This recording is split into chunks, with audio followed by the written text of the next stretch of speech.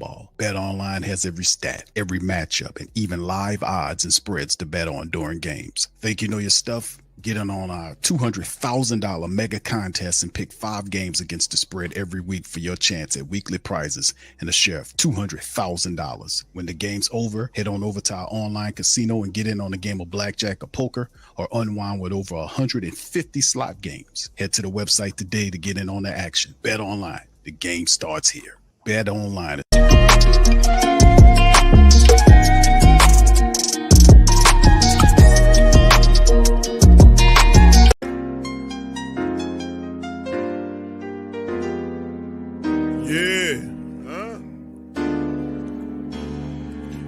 Like Benson, I'm a who that. Long as I'm living, I'm a who that. Lose or winning, I'm a who that. Sports Coma, yeah, this is where we do that. Where we do that, where we do that, where we do that, where we do that, where we do that. Boogie like Benson, I'm a who that. Sports Coma, this is where we do that. Where we do that. Welcome. Somebody please better help. Running this thing like Elf. I thank God every day I'm not a felt. Go to YouTube Live with Big Q and the guys. If you ain't ride or die, the bandwagon get flipped. Been marching in, that was way for the ring. I was yelling out your shame for the championship. Bucking on town, duck down. Falcons, pluck, get shut down. Panthers ain't much touchdown. The vision really belong to us now. So much hate on the Saints, you could probably tell. Ever since Bounty Gate hit the NFL, when things seem fishy, then you probably smell the crooked referees or Roger Goodell. Yeah, probably like this, and I'm a who that. Every day I'm living, I'm a who that. Lose or winning, I'm a who that. It's the Sports Coma, this is where we do that. Where we do that, where we do that, where we do that, where we do that, where we do that. Boogie like Benson, I'm a who that. It's the Sports Coma, this is where we do that. You're listening to the Sports Coma with Big Q and the guys on the PRO Media Network.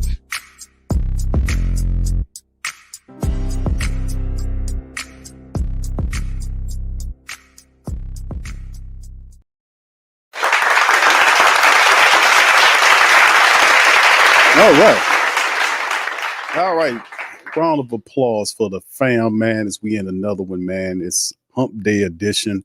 Welcome. You're now rocking with the Sports Coma with Big Q and the guys, where we have intense, entertaining, educating, and enlightening sport talk from your favorite sports fam. Big ups to the fam. Appreciate each and every last one of y'all for being in this live. Big ups to the fam. Man, listen, Hump Day edition of the Coma, first injury report of the week.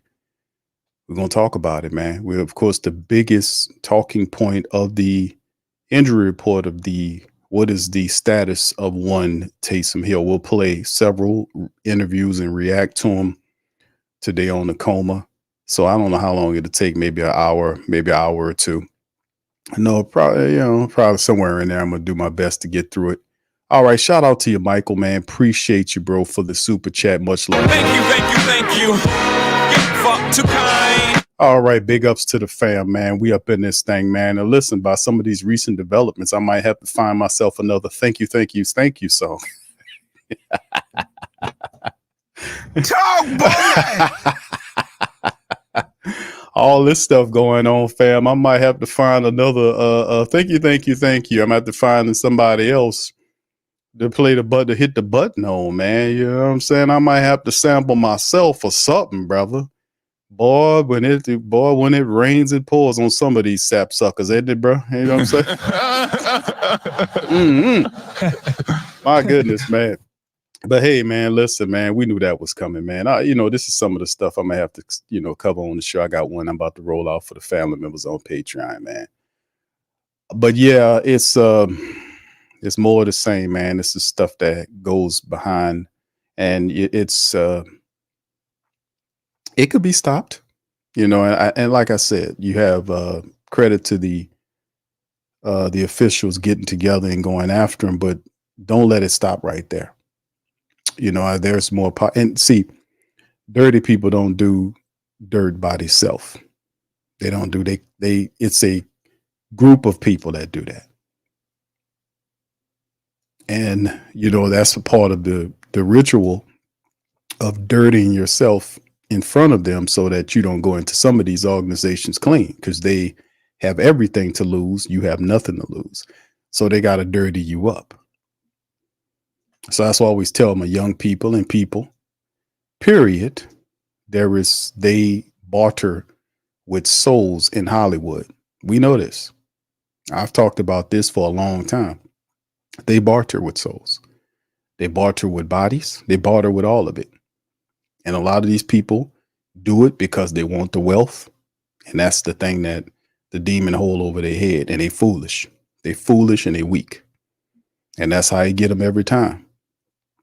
But like I said, it shouldn't stop right there. And it's really on the people to keep going after these people, man. And that's why I was saying, are you really ready to go at them? Because you have to face them demons. I ain't talking something spiritual. This is meat products. This is meat people with demons invested in them. You got to face them down. In order to face them down, you got to face down all of the things that they do and all of the evil. So you have to have your absolute total armor on, if you know, in terms of the Most High, when you're doing war with these creatures, because they do it 24/7, 365. And only the unintelligent, naive, unaware, unmoral, undisciplined people will be fed into the machine. That's the whole point. You have to have something to stand on. You got to have a moral compass. These people give it all up for the money. And for a twinkling of an eye, think about that. In the twinkling of an eye, the soul lasts forever. But in the twinkling of an eye, you give it up for the money. And just like that, because this is a pit stop. So like I said, man, we're going to talk about it, man, but that ain't it. That ain't it. You got a lot of these people going to be going down, man. A lot of them should go down. And this is the time. Like, it's a universal energy. A lot of this been going on because of the technology. They're using technology on us. That's why you got families fighting each other over political people. They don't even know, never met the people before. People don't even give a damn about them, but they fighting their own family members over them, being mad at each other over people because they won't do this or go that way. I see it. That's brainwashing, man. That's mind control, man. They're using it on you right now. Using the technology on us right now. We don't even realize it. But at some point, man, you know, like I said, it's time, bro. It's time. It's time to wake up. It's time to put the armor of God on, man. Wherever you come from, if you're ready, if you're a fighter and you're a warrior, it's either fight or die. That's what time it is right now. They come in there and cloak themselves. There ain't no more hiding. They done did all that little mischievous stuff behind the scene, and now they pulling the cloak back, and you seeing it all. You like, where did this come from? That's you not paying attention. You know, so anyway, let's get into it, man, because I know my spiritual warriors out there know what I'm talking about, but it's incredibly frustrating to see it. And really, it could be defeated basically overnight, man. It's all on the people, man. We tolerate too much. All right. Thank you, Michael. Appreciate you for that super chat, brother. Appreciate you. Much love to the fam. Appreciate all y'all for being here. Black Major, Roll, Jason, Bullet Family Travel Vlog, K-Mo. What's up, K? How you doing? L Dub, J Sticks. Thank you, Michael, once again. Who that daddy? King Chosen One, Ty. What's up, brother? Who that, Chris? All right. Who else we got? Chime. I'm gonna give everybody a shout out. Y'all know how I do, man. Reggie. Yeah, the parasitic. There you go. So-called elite, bro. So-called. And the so-called powers that be, because they don't have it. It's only because you advocated. We advocated away. That's the problem. And now everything is against you. We advocated it all away, but that's all right. Because now all we have to say is, I'm taking it. I'm taking control. Start in your own life and don't tolerate no nonsense. Start turning all that shit off. That's talking all that nonsense and that foolishness. I see all these Jelebezian type chicks out here. They don't want nothing to do with no Most High. They ain't got no spirit of righteousness.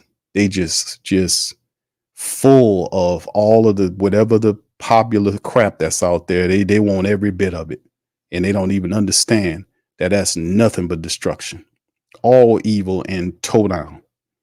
Then I get you one thing: the demon made his promise, man, that he'll make bad good and good bad. I gotta say, that's one thing he didn't lie. He lied about everything else, but he didn't lie about that. Like I talk about the relationships, and some of these young girls, they don't even know that, man. They being taught all the wrong stuff. They following the horse. Pardon my French. They're following the horse. They don't understand their body is their temple, and you don't give it away to old dusty, trifling, back ass, garbage ass, undirected ass men. Have a code for yourself, and don't sacrifice your body for money. Or, my God, man. Jeez. The basics. We don't have it. All right, big ups to the fan. Appreciate y'all being here. Sorry to get off in that, man, but that P. Diddy thing, that's what's really out there right now, and other people are going to fall, but the most powerful people, they always seem to survive, don't they? They always seem to survive some kind of way because we let them. That whole industry is bad. That whole thing needs to be ripped up by its roots. That whole thing is rotten. It's all rotten. It's all rotten, man. All right, big ups to the fam. Let's see. Can you to you? Big ups to you. Maul, big ups to your brother Larry. Yeah, I know Reggie. Reggie said they are sheep. Yeah. They don't want to listen. It's a part of the spell. It's a spell. Like, I don't even realize they're in the middle of a war. You are in the middle of a war. You're in the middle of a war. You are at war right now. You don't even realize they done lured us to sleep to the point we don't even realize you're in the middle of a war. You're just going about your life like everything's normal. We're in the middle of a war. Everything going crazy. Like, what's going on? You are in the middle of the battlefield, ladies and gentlemen. You're in the middle of the battlefield. All right. All right. Big ups to the fam, man. Let me get into some of my stuff because I can do this all. Yeah, John. It's on Q with Big Q. Like I said, I got some stuff I wanted to post there because what I do is I do my own Q with Big Qs, but also find videos that are also fastly being removed, and I put them there because they give you a perspective that you're not going to get like with these other places. Like I was talking about the family members, there's several epidemics going on right now, but they don't tell you that until they get ready for whatever this thing they're about to cook up next year or this year. They don't tell you about the real ones. Several of them going on right now, and they just pretending like it's all good. Several of them. But it is what it is. For those who know, let you know. For those who don't, you will be food. Like they say in the old time, you'll be food for the gods. And like I said before, half of them are walking dead right now, and most of them realize it. The guy walking with generational curses and everything. And like I told the lady before, Most High warned you a bunch of times, and if you don't listen, gonna let you suffer. What you think that hereinafter period means? After that, everything is this, and they're gonna call for help and not receive it. What you think that is? That's divine justice. You were warned and warned and warned and warned. Hell, they got people put a book together that's over 1,000 years old. Some say it is to warn you. So whatever they were saying 1,000 years ago in old timey times, when they were on horses, they were so worried about what the hell was coming on in this time that they wrote something and put it together to try to warn you. That's how terrified they were. And that was hundreds of years ago. And we just don't see anything. We don't listen, man. Hard head. But you know the story about that, don't we? Hard head make us soft. You know what? And it's busting some people's, what's right now. It really is. It really is, man. All right. Yeah, all right. Yeah. Can you say it's damn cute? You pissed. Let's do. Yeah, it's just awful, man. All right. So anyway, let's do this, man. Nah. They don't want to hear that on there. All right. So anyway, let's get right into it, man. I'll cover that on Q with Big Q. Let's hit this injury report up right here, man. All right. Started off Eagles Saints, man. Let's talk Saints, man. 10 New Orleans Saints players listed on Wednesday's injury report for the team's Week 3 game against the Eagles during the 2024 NFL season. Bam, Saints, Jalen Ford, the linebacker, hamstring fully practiced. Seemed like Jalen Ford, the rookie linebacker from Texas, is starting to come out from that injury situation. He fully practiced. Rashid Shaheed had some hip issue, but he's good. Marshawn Lattimore, this is good news. His laddie daddy was limited in practice. He is working his way through the hamstring issue. Tali Fuaga was limited with the back, and he did like we had the shout out to Hoodie, John Hendricks and Ross. We had a fantastic show the other night, man. It was cool being, talking. I had Ross on Sports Coma before. I'm gonna have to get John on there, but John is a good dude, man. But yeah, and then the reality is he talked about the Fuaga thing and how good Fuaga was looked doing his thing. You know what I mean? How Fuaga, despite the fact that he was dealing with a back issue, Fuaga still was able to play because during the pre game activities that was going on, they had Tally running with the second team. He was practicing with the second team, and then the Saints just say, you know what, how you feel? You feel pretty good? Yeah, let's go. And he went out there, and you wouldn't even think he had a back issue. I imagine how Tally looks without any issue. If he played that well, he played really well, exceptionally well. And those were some really good pass rushers, and the Saints tackles, offensive line, period, held up more than admirably. They embarrassed the Dallas Cowboys, who were very proud of their defensive line. That's the strongest unit of the team was the defense, and the Saints walked through them like they were invisible. Almost put up 200 yards on them, rushing. So, I mean, our offensive line is just splendid, man. Just keep doing the do. Tyrann Mathieu had a heel issue. He was wonderful in the game. He had limited in practice. Cedric Wilson, abdomen, limited. DeMarco Jackson, the linebacker, with DNP. We know Big Bink is going to be out for more than a handful of games. We've seen John Ridgway III get in there and make some plays. It was good seeing him and Christian Boyd and those guys get some burn. Interior, those big guys can move, man. We got some big guys that can move. And then really don't forget that Tanu Passanio could come back by the end of the regular season, and you'll have him there along with all these other guys. So that is really something else, man. So we'll get Bink back later on down the line, and we're going to keep this thing moving and grooving, right? Taysom, this is the biggest question mark. He had the chest issue. He was DNP'd. Landon Young had a foot issue. He was DNP'd. So 2 Saints players. Taysom in particular, DNP'd. So what does this look like moving forward? They can basically kind of give Taysom Wednesday, Thursday, and Friday off and then make him a game time decision. And he can be limited or however the Saints want. If they feel like it's too much, then the Saints would ultimately kind of go in a different direction in terms of Taysom. And if Taysom can't go, you'll see an increased workload from Jamal Williams, who's really the complement back. That's how really interesting this is, right, family? Because even though Taysom, we thought Taysom would be more of the fullback role, and listen, he can do, I mean, the running back role, but he's second in the running back rotation behind Alvin Kamara, and Jamal Williams became the third running back. So that's really how impressive the Saints rushing attack look. And if there's an issue with Taysom, Jordan Mims could see some action. And Jordan Mims is a scat back who can still give them a different speed component there as well. So you still have the thunder and lightning, the lightning of Alvin Kamara, the thunder of Jamal Williams. And if Taysom can't go, you still have Jordan Mims. And then if Taysom's not there, you could see Dallin Hawker get involved there as well. So that's the great thing about having a deep core of people. The Saints can keep this thing moving and grooving, baby. That's what I'm talking about. Let's move on to Philly. All right, Eagles participated in walkthrough wins. The report is an estimation. A.J. Brown hamstring was DNP'd. Johnny Wilson hamstring DNP'd. And those are the only thing they had thus far from the Philadelphia Eagles. But the biggest thing about the Eagles is A.J. Brown. They're fantastic wide receiver.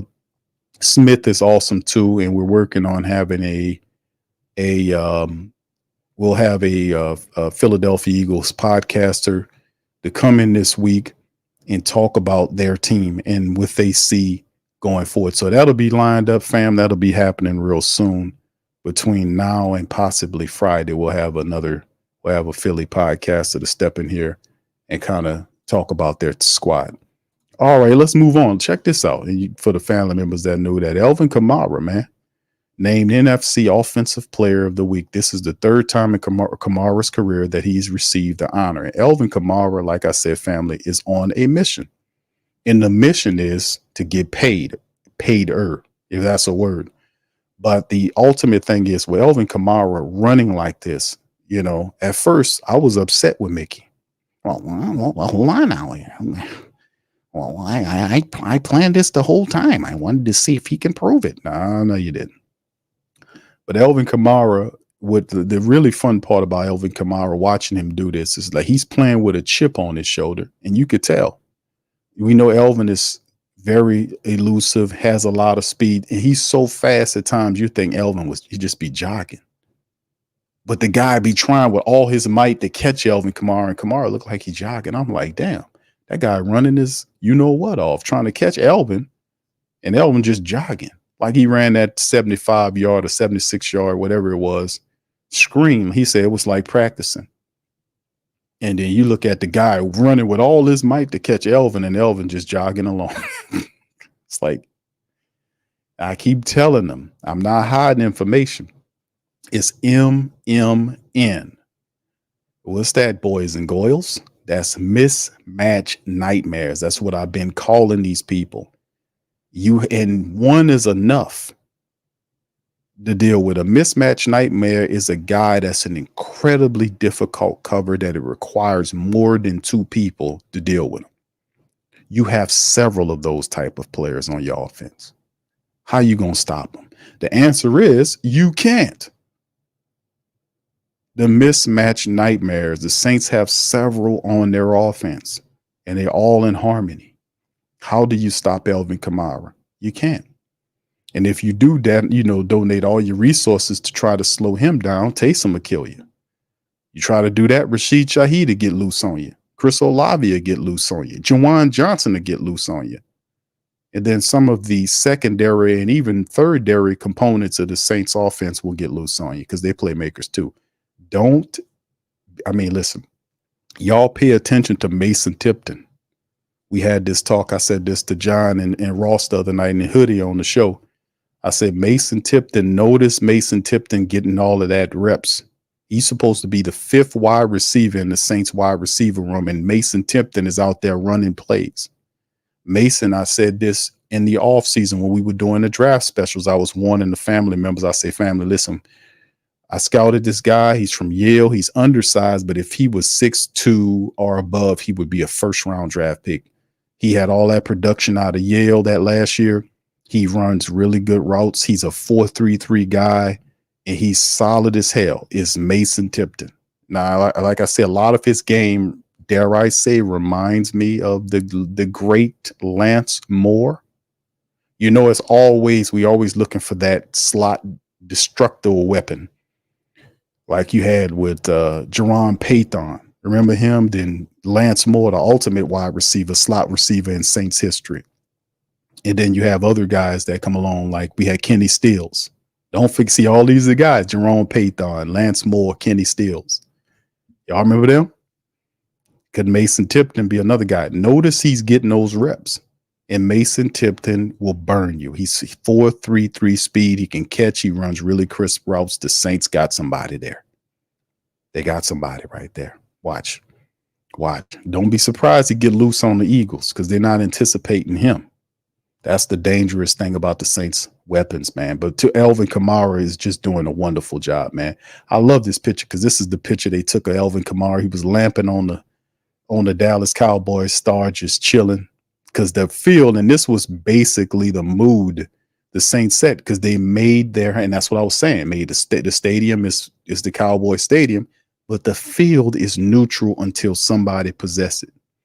And the stadium, really, to the football team, besides the supporters being there, all that, once they control the field, all those thousands of people will be just mind-blowingly quiet like they were in Dallas, sitting up there stunned. That's what happened when you take control and possession of the field. You can not only do you control the field, but you can control the crowd. And the Saints did that.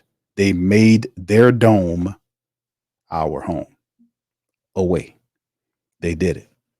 So NFC Player of the Week, congratulations to AK-41. He was spectacular, man. Running back Alvin Kamara is named the NFC Offensive Player of the Week. This comes after the Saints 44-19 win over the Cowboys on Sunday, where Kamara had 180 rushing yards for 4 touchdowns, including a career-long 50. It was a 50. I said 70-something. It was a 57-yard touchdown. It looked like it was 70 yards. This makes the 3rd time in Kamara's career that he's received the honor. Listen, fam, and get used to seeing these plays. This won't be the last. He made in all of his illustrious career up to this point. He had 3 of them, according to the writer here. Shout out to Canal Street Chronicles, by the way, Tina. But this is the great thing about what's going on with Alvin Kamara. Y'all guys are going to see more of this. This ain't the only time. He got 3 of them in his whole career. Get ready, because he gonna break that record this year. He gonna have at least 2-3 more of these. This offense, if Alvin Kamara's healthy and the Saints keep doing what they're doing, I don't expect them to 40 burger everybody, because eventually the NFL will catch up. They're just the league. They will catch up, because everybody right now is rusty and the Saints aren't. That's what's going on in part. And they're executing. It's not, I've said this is not a fluke. This is not a fluke. Say Q is just luck. No, this is not a fluke. You watch the footage. They are executing. Now, they're not super perfect. They are at times, getting late on blocks, but they're doing so much right that the other stuff is overlooked. But they're looking at that saying, we got to clean that up. The stuff that, he's like, oh, clean it up. Trust me, the film does show some problems, but they are going to focus on cleaning those problems up so they get even better. And then you'll see more wrinkles. But like I was telling y'all, man, if you watch the first couple of games, we did the film breakdown on Patreon. I was showing the family members, says, what's going on all these plays? Now, what Clint Kubiak is doing, he's running plays, right?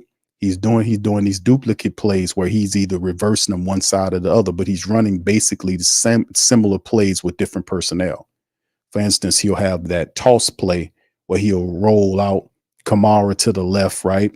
To do the end around, he'll do that same play with Taysom and Rashid Shaheed, which is incredibly difficult for the defense to stop, because each one of those players have a different level of speed. So with the defense, usually if you're hitting them with the same type of rusher, the defense, if it's a good defense, they'll get used to the speed of the runner and say, and they'll sink in on his tendencies. But when you have several players that got different tendencies, that keeps the defense off balance, plus the fact that they're already reacting late because they don't know what you're doing. I've seen nothing but confusion the majority of the time when the Dallas Cowboys was lined up. They didn't know what was happening. And when they finally figured it out, the guys already had 2 or 3 yards on them before they were in react mode. They were constant state of reacting late. The same thing happened with the Carolina Panthers. That they can't jump the play. You get me? They can't jump the play. They have to react after you do it, which you have the advantage. That means you're dictating the pace and controlling the game. If they're reacting to you and they're not ahead of you, figuring you out, or we slide here, we see what you're going or whatever, man, you that's going to be hard to deal with. Kamara, who was drafted by the Saints in the 3rd round of the 2017 draft, is the franchise all-time leader in touchdowns with 83, rushing touchdowns with 58, and he's currently the only player in Saints history to have 2 games with at least 4 touchdowns. On Christmas Day in 2020, that was a fantastic game. NFL record tying 6 touchdowns against the Vikings, which also earned him the NFC Player Week of the honors, week honors. So Alvin Kamara, man, wonderful. We're going to need AK-41 against the Philadelphia Eagles. And once again, the talking point, I hear the Philadelphia people making the same mistake the Dallas Cowboy people making. We must stop Derek Carr. And Derek Carr is playing absolutely magnificently, but he's benefited by a tremendous running attack that put up 180 yards in game 1 and 190 yards in game 2. The Saints were 10 yards off of 200 yards rushing. That is balance and harmony, and that's what it's supposed to look like when you have a balanced system with a team running like that. That's huge. Philly allowed Atlanta to pile a $150 plus on them. So imagine what the Saints are going to do. So we just have to stay mindful of that, man, moving forward and watch out. All right, anyway, let's do a little team ranking, man, shall we, fam? Let's look at this, man. Let me get this on the big screen for the family members so they can see. This is the Philly versus New Orleans overall statistics so far through 2 weeks of NFL action. You can see here, and it shows the points per game versus the opponents. Points per game, Philly, 27.5 over 2 weeks versus the Saints stopping people over the last couple of games, letting you, it's 14.5. So it's enough games to kind of see some stats, right, fam? You see the Eagles 387.5 is what they're doing over the 2 games. That's good for 16 NFL so far. Now remember, these statistics right here are just obviously over the first couple of games, but it's just, to gauge where we are statistically speaking. The Saints only allow you total 273 defensively. That's good for 7th in the NFL currently. You kind of glance on over to this category on this side. You see the Saints averaging 45.5 points per contest, which was good for 1st in the entire NFL at this point. The Eagles are allowing 25.5 points per game over the 2 games, and that's 27th in the league. Saints yards per game, 405.5 yards. That's good for 3rd in the NFL, while the Eagles are allowing almost 400 yards of offense. That's damn near last in the NFL over these 2 games. Saints averaging almost 7 yards a play. Guess what, family? That's good for number 1 in the NFL. The Eagles, they got giving up that amount.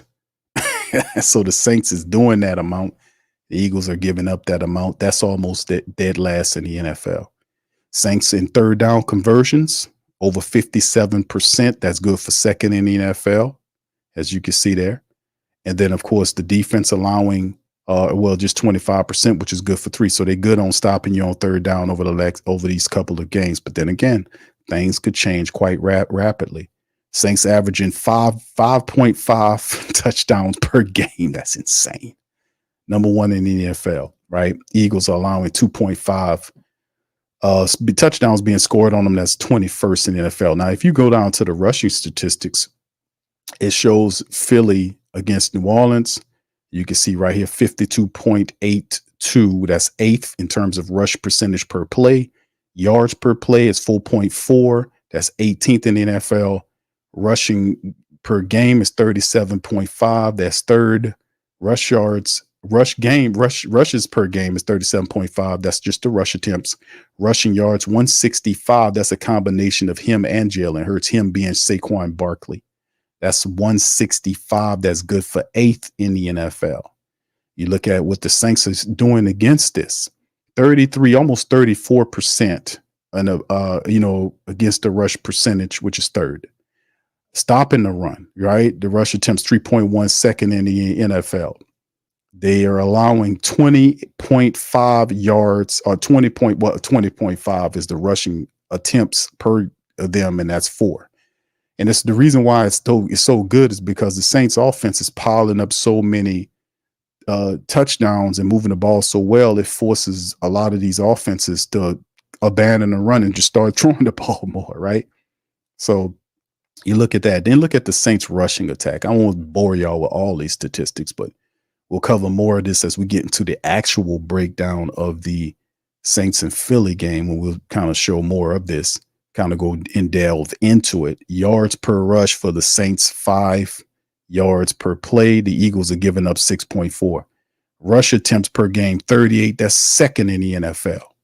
Rush yards per game, 185. That's 3rd in the NFL, while the Eagles so far are giving up 157.5. So the Saints, they basically spotting, the Saints basically are just going to, they're going to try to figure it out because they got embarrassed. So Vic Fangio's trying to come up with a strategy to put pressure on Derek Carr and try to stop the Saints rushing attack. We'll see how it all fares, my friend. We'll see. Just awesome all the way across the board. And then look at the passing statistics in New Orleans right here, right? 220 per game. That's 11th. And it just shows a lot. The completions is off the chain. The Saints completing percentage, Derek Carr doing a wonderful job, 75%, good for third in the league. Yards per pass, Derek Carr over the first 2 games is averaging 11 yards per throw. That's more than 2 rushes first down. 2 rushes first down, 2 rushes, more than that. He's averaging 11 yards per pass. That's ridiculous. Ridiculous in a good way. But it's insane. The numbers are almost Madden-esque to look at and see what's going on here with your Saints over the 2 weeks. The numbers are just unreal.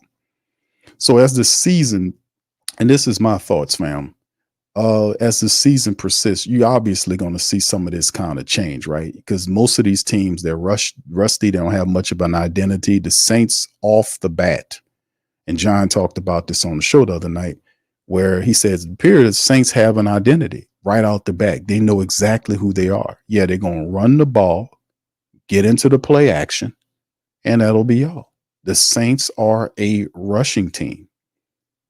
And they're playing Derek Carr. I've been saying this. I coined him play action Carr. Last year, I said, the dude, you got to get him into play action Carr mode. He is a phenomenal play action quarterback. He's really good at it. Play action Carr is who you want with the running attack.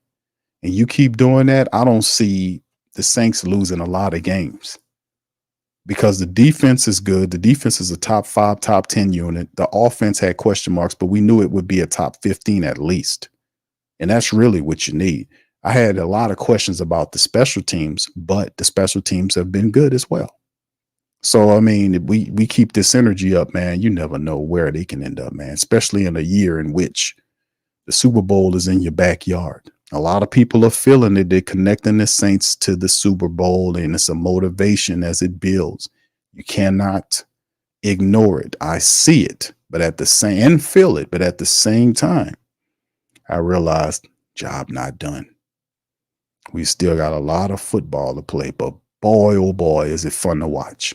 Brian's flat plower guy, thank you for becoming a new YouTube member, bro. Thank you for that. Thank you. Fuck too kind. Appreciate that, man. Much love, fam. Appreciate y'all for being there. Much love to everybody in here, man. All right, fam. So anyway, let's kind of move on, man. I'm gonna get ready to kind of tune up DA. We got I think 4 of them. I'm not gonna play all of them. DA is like he's over 17 minutes. I'm gonna play some of his stuff. Derek Carr had one that was almost over 16 minutes too. I'm not going to play all of his stuff either, but I just want to give these guys, like I said, man, we lit them up in the last couple of years, and the reality was the reason why they were getting lit up because they wasn't doing what they were supposed to be doing. They were failing. They wasn't handling the business. And when you don't handle the business, you're supposed to get handled. We ain't going to let you make it if you off code. Nah, if I love you and I care about you, I'm going to put you on code. I'm going to be like, nah, we're going to hold you to a standard. I don't care who you are. You got to be held to a standard. If we're not holding people to, I don't care who you are. Anybody, your parents, your children, it don't matter. We got to be held to higher standards. That's what it comes down to. If we are winners, we have to behave like winners. We have to hold up a winner's standard. If we're slipping underneath there, that's what Alvin Kamara was saying. Kamara was saying the same thing we were saying. Like, man, what's going on here? This is not our standard. What's wrong with here? He spoke out against it. Laddie Daddy spoke out against it. They spoke out against it. And ultimately, Dennis Allen and them said, you know what? You're right. This is below our standard. We need to do something else. Then they made the changes. Then they start talking about accountability. Then they start talking about attention to detail. Then Derek Carr starts saying, you know what? That wasn't good enough. I have to do more. I have to work on my footwork. I have to go through my progressions. I have to do this. I have to do that. And then he became different. He became a better version of himself in year 2. That's why he looks good, because of the support base. Put the pressure on him. Say, hey, man, this is not what it's hitting for. This is not what's up. But what they're doing now, man, credit to them. They finally got it right, and we're going to support them. We're going to see what's going on, man. Like I said, we're going to pay attention because there's still a lot of football left. And for me, I love what's going on because we winners. And when you're going to lose some games, it's a part of the trip. You're going to win everything, but it's all about the effort, right? You're not going to win everything, but it's what kind of effort you're giving. That's what makes the difference, right? You can lose because the team wanted it more than you, but it's all about the effort. So I love the effort the Saints are getting. And like I said, I think some losses are on the way, and that's okay. But I love the mentality of the team, the accountability, the fact that they're playing and they're not overconfident. That's a whole nother thing too. They know because they've been through all this losing. They got a good perspective, and that can take them far. All right, so anyway, let's jump right on into it, man. Y'all put one in the chat if y'all can hit Dennis Allen and the presser. Here we go. That we have. Excited to get back in front of our home crowd. We're going to need their help this week. It's a good team. Offense, defense, kicking game. Offensively, they run the ball exceptionally well. Saquon Barkley looks really good. They block well up front. We'll see what happens with, A.J. Brown, if he is able to play or not. I think he makes a significant impact on their offense. But they got other receivers, Devontae Smith. They got guys that can hurt you. Dallas Goedert at the tight end position. So yeah, they're good. They're a good offensive team. Defensively, I think Vic Fangio is as good as there is in our league in terms of coordinating the defense. They got some talented players over there on that side. I think their front's really active. Obviously they got some good talented players back there in the secondary. Darius Slay, Gardner Johnson, those guys. So this is going to be a good challenge for us. How did Marshall know he said you're going out Sunday? Pretty much was on good. Yeah, look, he was limited today, but I thought he did some good things. My expectation is, we got some limited work today. Maybe we'll get a little bit more tomorrow, and as the week goes on, we'll, kind of progress ourselves up to being ready to go on Sunday. That's the anticipation, and that's the hope. Any update on Taysom? No, he didn't practice today. We'll see where he's at tomorrow. I'm kind of hopeful that he'll be able to get out and at least get some limited work in tomorrow. So, we'll just monitor him throughout the course of the week, and hopefully he'll be ready to go. And if not, some other guys will have to step up.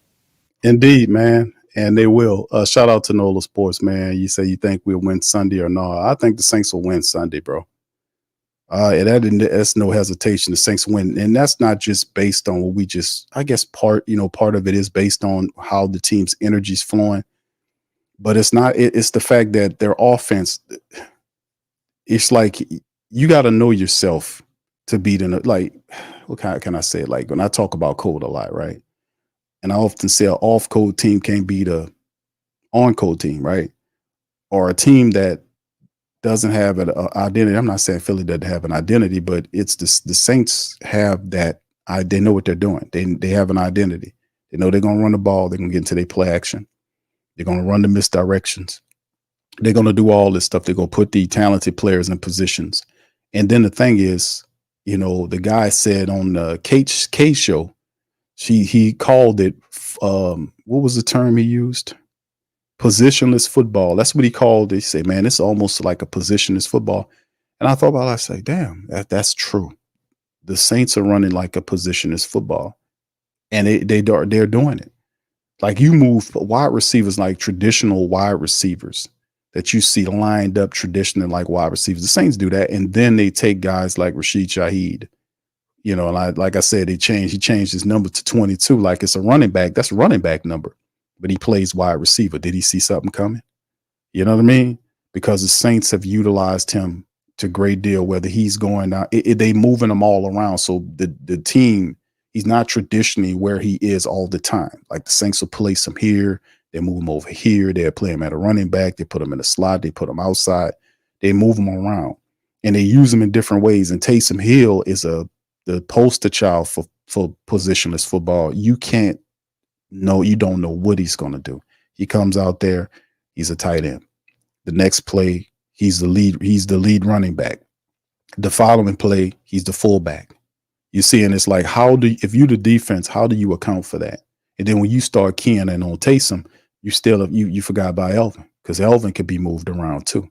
Mismatch nightmares.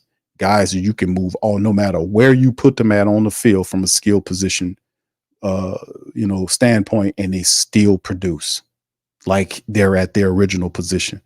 Think about that for a second. Think about how difficult that'll be for a defense to cover when you used to seeing a guy here and then you have to track him all around the field and do that 4 times. How do you deal with that? The answer is you can't. You just hope they be off game for that game. But the guy's right. It's almost a form of positionless football. But yeah, Nola, we're gonna beat them boys, man. As long as we get in our running back game, and I know their defense will have a better showing because Vic Fangio lit them up on that, what happened in that loss to Atlanta because they should have won that game. But at the end of the day, man, I think the Eagles, it'll be a good test. It'll be in the dome will be rocking, and the energy's different. The energy, this team is lit up like a Christmas tree, and for you to unplug them, you got to be charged up too.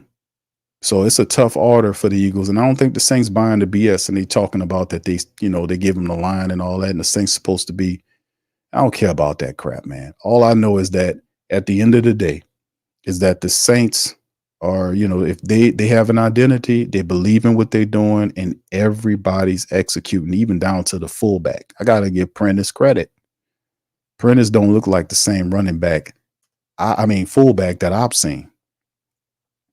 Prentice looked over the last several years, he looked pretty normal, but this offense got everybody involved and they putting everything they got into it. Everybody is involved. You see it in Foster Monroe, who looks totally different. He looks like a young 2 or 3 year old Foster Monroe, blocking, catching touchdowns. Jawan Johnson's involved. They all are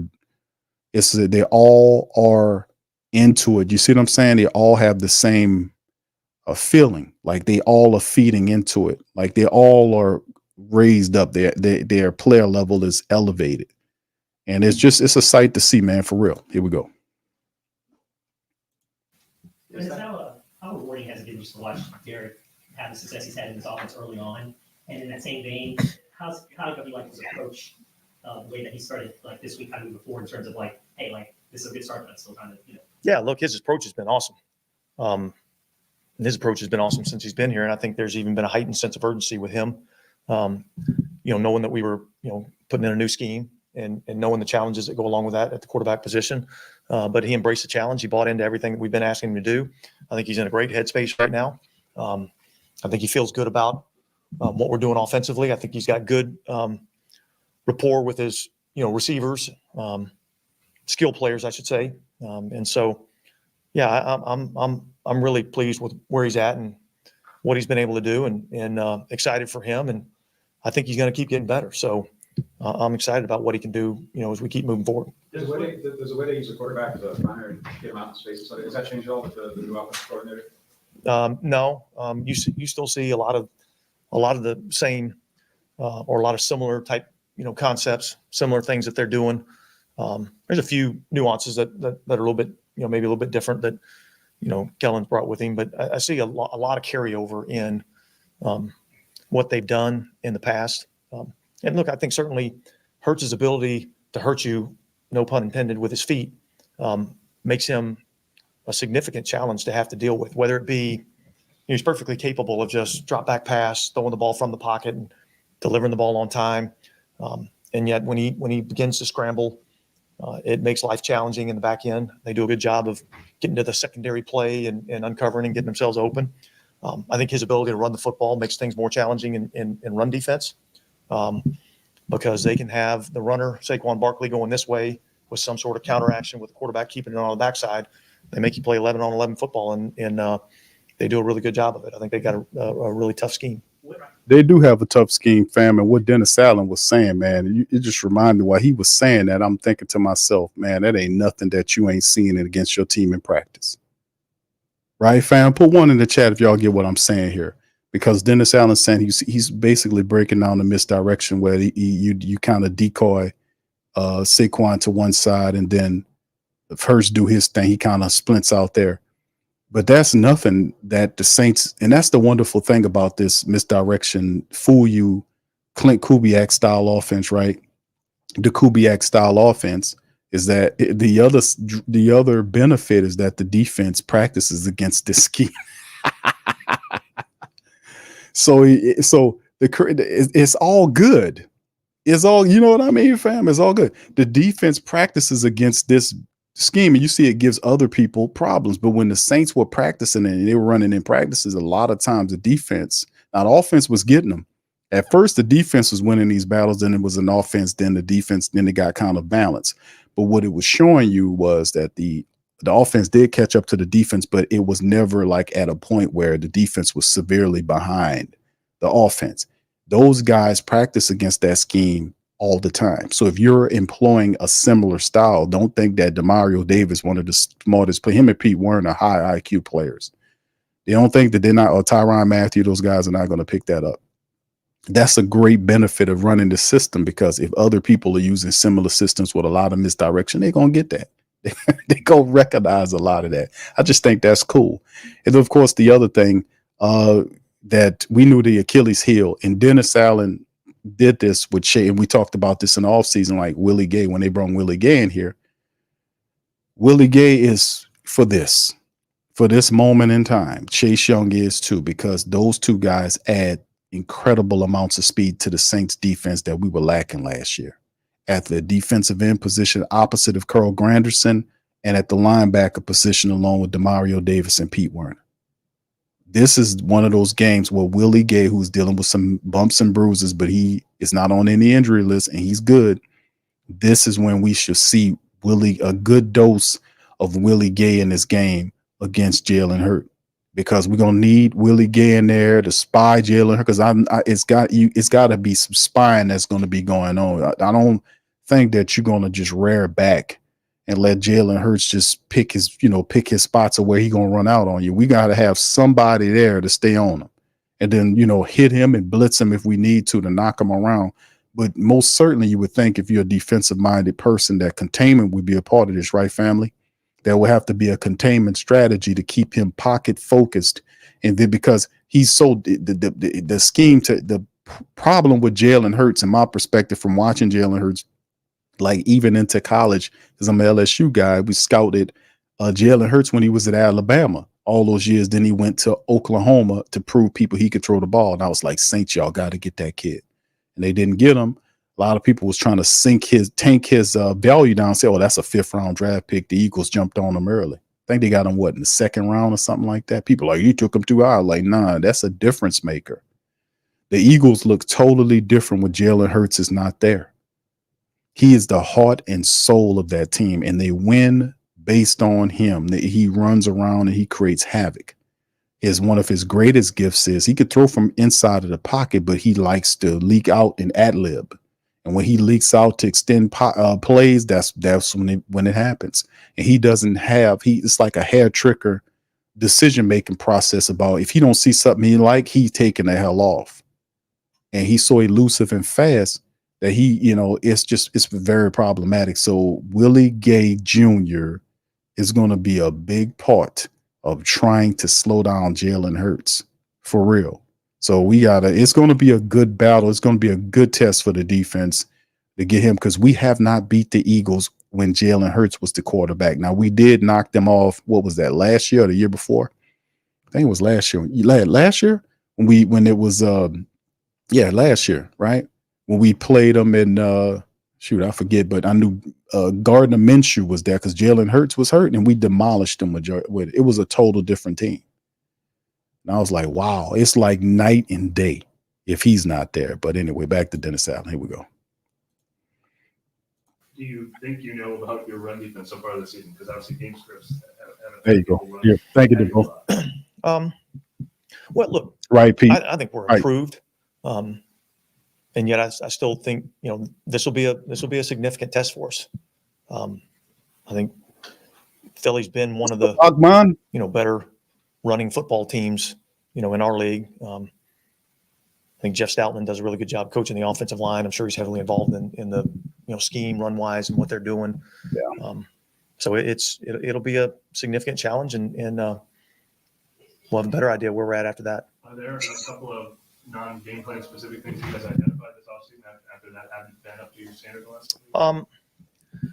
Well, look, I mean, I think there's a lot of things that go into that, right? It's a lot easier to play run defense when you're up by 2 or 3 scores. That makes a significant difference. Yes. So I think that's part of it. I think we had to get back to a little bit more some fundamentals, and how we play blocks, and how we get off blocks, and do those types of things. And I think we had to get back to our culture, our style, our physicality. Not that it was bad, it just wasn't to the standard that we're used to. And so I think as you watch the tape, you kind of see, here's where we have to improve. These are the things we have to do better. And I think our guys have bought into that, and we've experienced some success with that to this point. And, again, we'll have another, tough test this weekend. High standards, fam. That's what it comes down to. Dennis Allen talking about, improving upon. And if you look at the tape, you can see what he means. Because there was some plays where the Cowboys did get some pluses, but ultimately the energy of the game was so overwhelming, you kind of overlook that stuff. But when you go back and look at the film, you can see what he's talking about. Like they had some plays in the running attack where the Cowboys were able to gain some yards. And from the pass perspective, the Saints, Dennis Allen wants more pressure. He wants guys to get home. Carl Granderson had a sack and a half. Chase had a half a sack. Brian Bursey had a sack. But he wants those guys to get home a little bit more. And that would definitely help us out if those guys can get to and make something happen. Like I said, this Philly line is going to be difficult to deal with, for real. Shout out to my brother Hakeem, man. Big ups to you. Good to see you, Mr. Fire D. What's up, Barbara? Shout out to you, Queen, Uncle Who Dat, brother Pete's and this thing. DeVoe, thank you, bro. Carla, shout out to you. Good to see y'all. L Dub, Tori, Akban, big ups to you as well. Nola Sports, thank you, man. Appreciate you for being here. Big ups to the fam. I just wanted to shout y'all out. Brother Earl, I see you, fam. K-Man in the building. Mad Drummer, what's happening, fam? He says, what about stopping the damn tush push? Yeah, I think we're going to be all right, bro. We're going to be all right, bro. We all right. We're not perfect, but my goodness. When they're executing very well. They're not perfect, mind you. But my goodness, they're pretty astounding. And I like how Dennis Allen's handling this. Like, now I can play defense. I got an offense that can score some points, that can eat up the clock. We could play some defense. And fam, the offense is, I ain't gonna say it's everything, but it's so important with what the Saints are doing. Remember, there were games where the Saints defense was out there for 30 minutes. You remember that? They were wore down.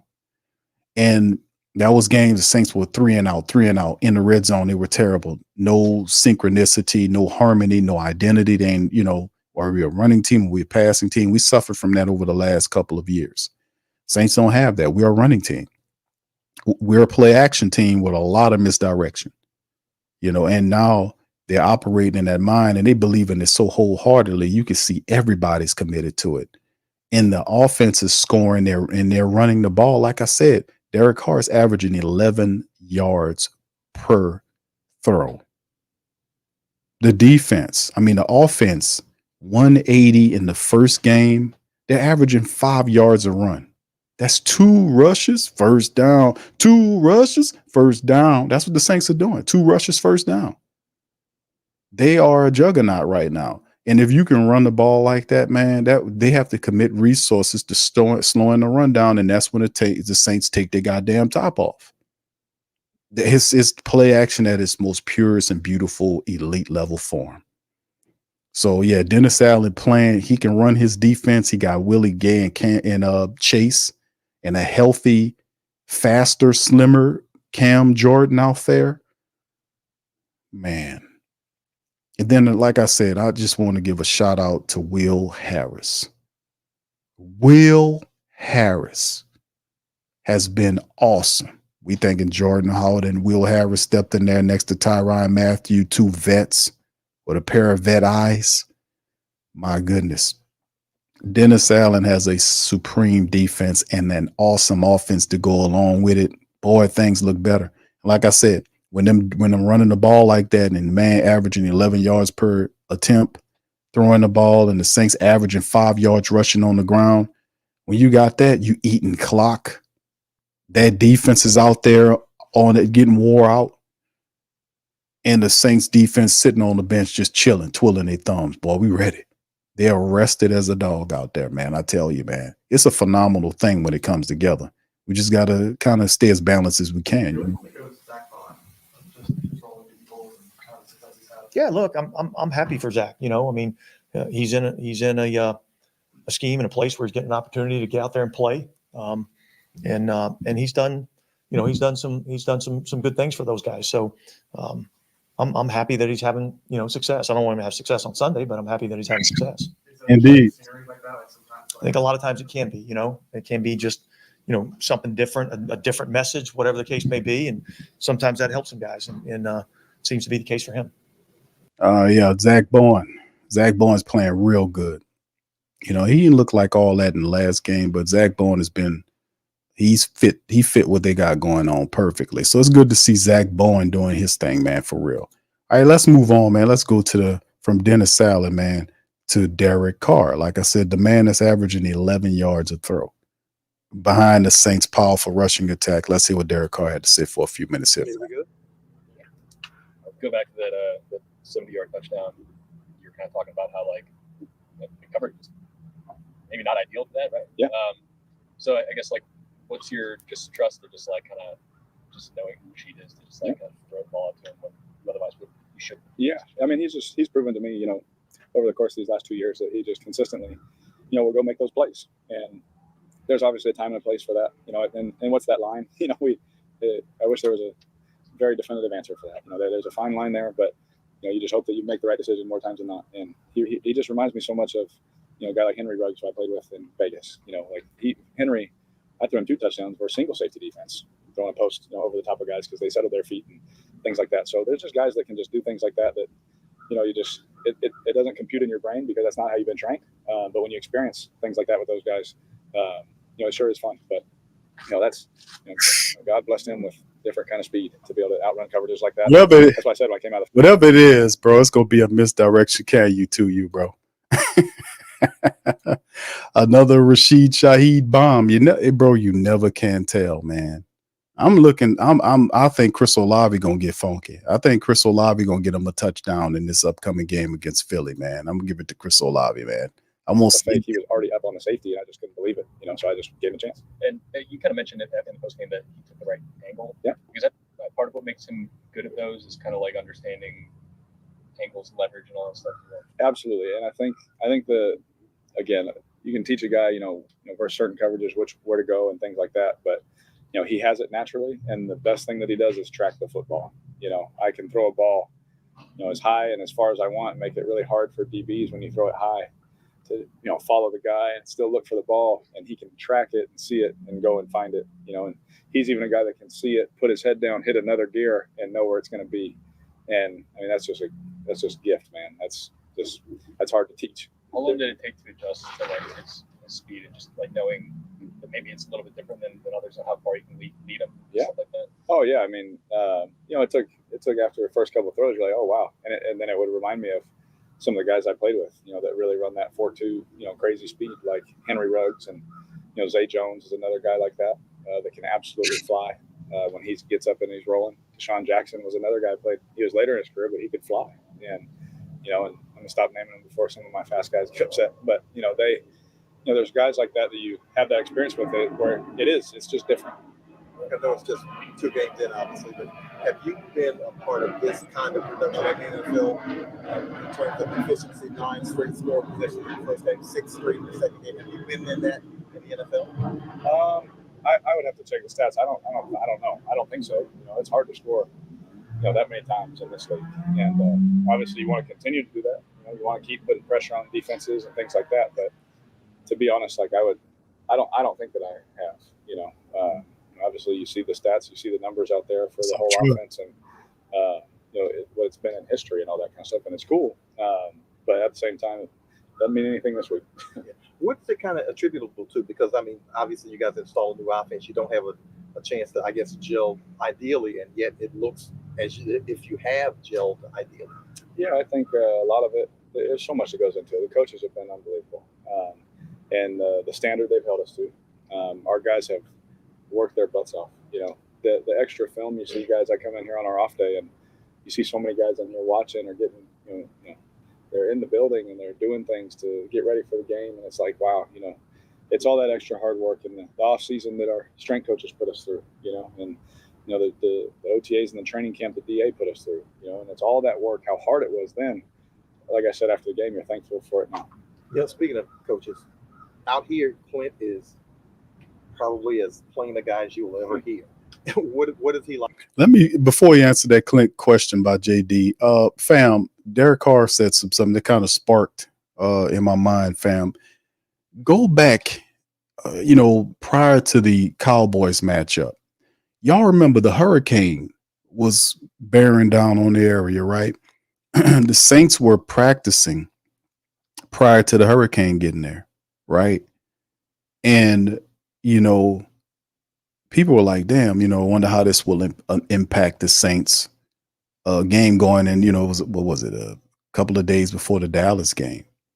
And the hurricane was about to hit the area. So the Saints was practicing to Dennis Allen ended the practice so players can get home safely. And, during the time I was thinking, I was like, man, I wonder how this would impact the team. Being that they're trying to focus and practice, thinking about the storm coming, thinking about their families, and things that they got to do, right? I was like, how would this, because this is very unusual. Usually that wouldn't happen. Like they would just move everything to an area where the storm wasn't, right? They would go up there and practice up there and move everything. Dennis Allen says, no, we didn't feel like it was that dire. We talked to people and we felt like such and such. So we just thought we would do this. And then when the game hit, the Saints went there and beat the brakes off the Cowboys. Cowboys didn't have any storm stopping them from practicing. But I'll tell you what, the Saints turned into a storm and tore that damn building up. So I was just thinking in my head, I was like, damn, that practice time the Saints was dealing with in the hurricane with that coming, and they look what kind of performance they turned out dealing in practicing under circumstances like that. They went there and just wrecked them people. It's just something that Carr said, and I was like, man, in my head, he was talking about the practice and the hurricane thing jumped up. And that shows some tough mental, spiritual resolve by the Saints. Very, very tough, very tough. Let me put it back to Derek Carr. He's all ball. He's all ball.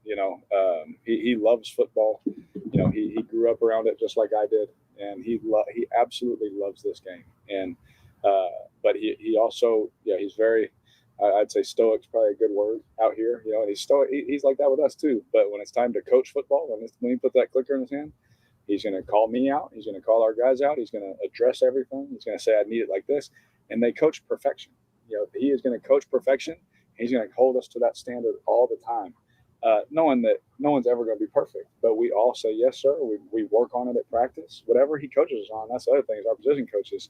We go out there, we're working, and he's like, you guys got to get better at this. We go and we work it, And so he doesn't let anything fall into the cracks. He calls everybody out, myself. If AK had anything, if Chris had anything, if Eric had anything, if anybody has anything, he tells everybody. And, and we do it all in front of each other. And then now we're held accountable in front of our peers. And I think that's a beautiful thing is that when you can do that, in the way that he does it, in the way that he cares about us also. It's not just like he's yelling at us and he doesn't care. He also tells us, hey, good freaking throw. Like that's nice to hear sometimes too. Man, that's Clint Kubiak Derek Carr is describing. Now, think about this. This is why I was saying for some of the family members say this was Carr, and I made the delineation and said, no, that's not, this Carr here is not the same Carr you seen last year.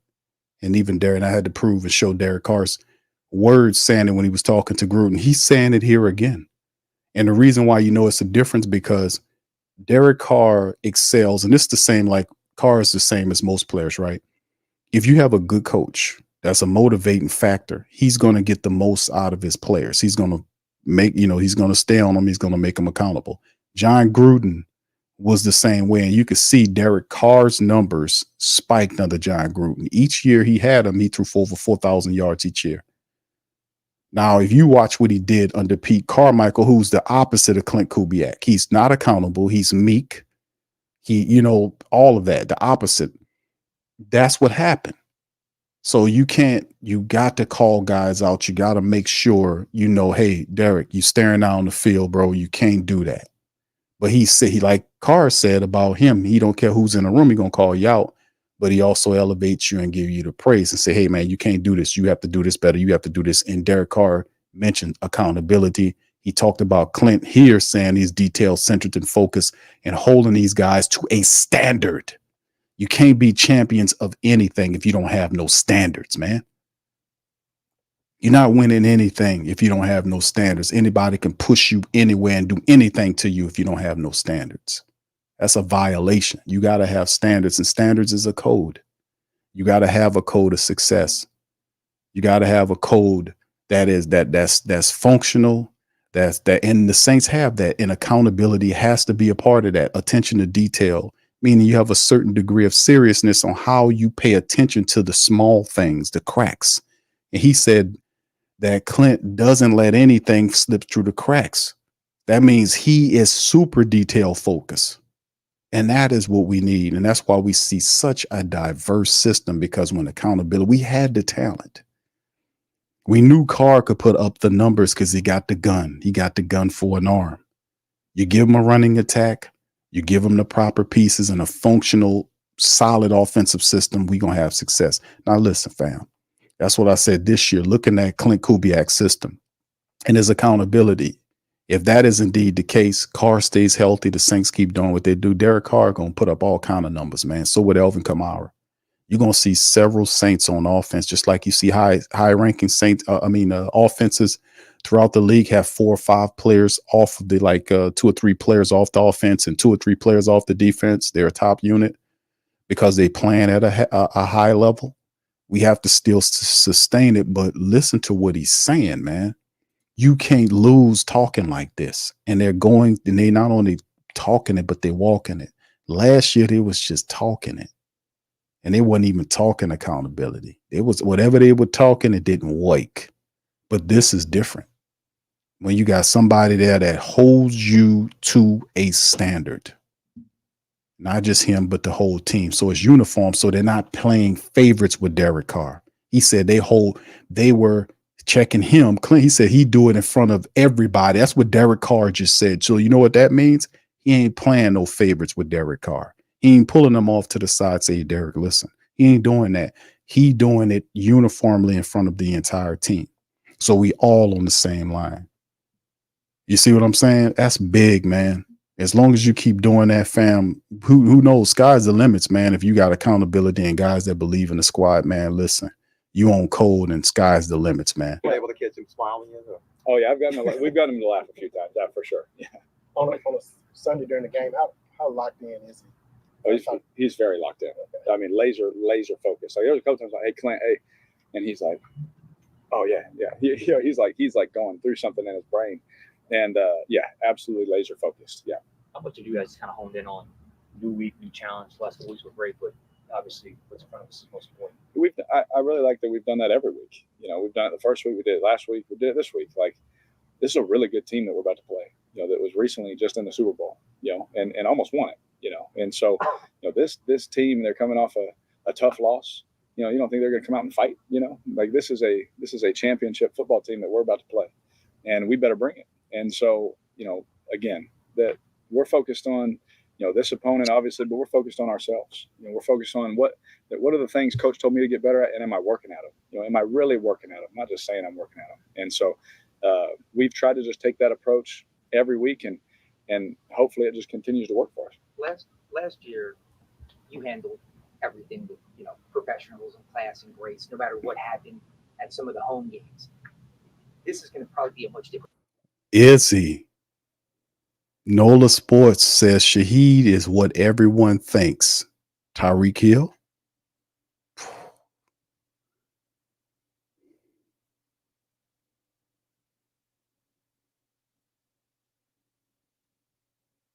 Not yet. I mean, he on his way though, bro. Oh man, I'm thinking about that, man. Cause see, I never made the compare. I knew speed wise, I do, but Tyreek Hill he plays on another level, you know. And I'm looking at the game of, cause man, he could be, bro. Maybe not yet, but he's on his way. He on his way. That's something to be very encouraged about. We're gonna see some really good. I mean, these first two games, how could you deny him? But he on his way, man. He on his way, definitely, man. He on his way. Atmosphere from when you got here, is it kind of nice to have a true maybe home field advantage potentially because of what you all have done early in the season? Yeah, it's gonna be awesome. We had to prove it to our fans. Like we didn't give them, good enough, football last year. And last year, at the end of the year, it was really fun. I had a lot of fun at the end of the year. There was, some rough times at the beginning and in the middle, but that last half of the year, I did feel that love and that appreciation in the off season. I felt it when I would go places, and it was awesome, have the support. But I think what we've done, obviously, the first 2 weeks here, I think we always talk about like we gotta win for our city. We gotta win, for them to be happy. We want to do everything so everyone can enjoy Sundays, with us. And so I think that this is going to be an electric atmosphere. I think our fans are really excited. We talked to, what's the offense going to like? What's this going to like? I just said it was going to be different, and I think things have looked different with motions and different kind of things and all that kind of stuff. And I think the fans are starting to get a feel for, who we are and what we do, and hopefully they get excited about it. But you can definitely feel the buzz about it. But, for us, we knew, if we want to do what we want to do, we were going to need that stadium rocking. And we have to play good football for that to happen. And so I'm excited for, this Sunday and to feel that atmosphere for sure. Derek, is it just as hard to manage success as it is to manage adversity? You know what? Early in my career it was, because I was like, yes, we freaking won. We did. And it's like, oh, crap. I do that so much. And it's like, at the end of the day, like, I'm genuine. Like when I said it last year, I'm saying this year, like, it really doesn't matter. Every week is a new challenge. Every game, every play is a new challenge. And that's a beautiful thing about football is you get to put the ball down and go find out. And I said that last year. I say it this year. Like, it doesn't matter what we did the first 2 weeks. Philly don't care about that. They're coming in here trying to beat us in our home. And so for us, we get to put the ball down, and the work that we put in from the off season and then this week, until Sunday, that's what's going to count. And so, for us, we're playing Vic Fangio and an amazing defense, like with an amazing offense. Like our challenge is right in front of us, and so if we don't bring it, here throughout the week, they have a great pressure plan. They got cover zero blitzes. They got a great front. Some DB. I mean, they got linebackers that can run. They got, they move the front. They play different coverages. They play the shell and hide and disguise the single hide. There's so much that we have to focus on that we can't sit here and be so happy about, what we've done. That stuff doesn't matter anymore. We got to focus on the task at hand.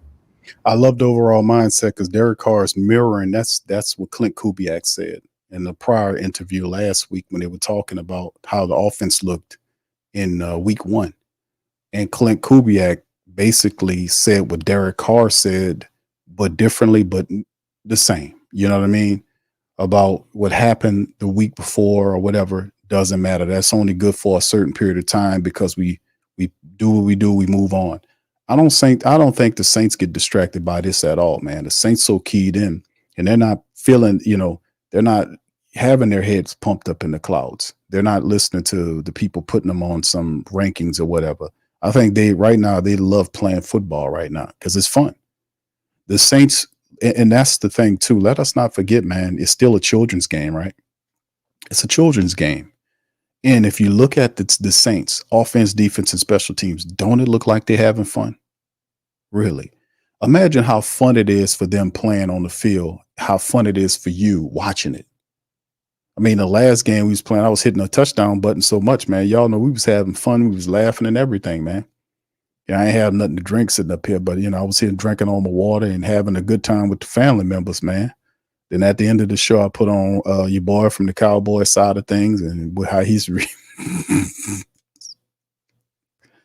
yeah, I ain't know see y'all can see where I get my comedy from, man. Me and my pops be cracking up laughing, man. Me and him be laughing. Y'all can see that's how we do. When we get together, we start laughing and cracking up. My mom would just be looking at us. She's like, y'all crazy. But yeah, man, it's fun. It's fun watching them. And I think that's what it is, man. It's fun to play football once again in the city. They are really having fun doing this. And I really do think right now the Saints have discovered their identity. I think they discovered it in preseason and training camp.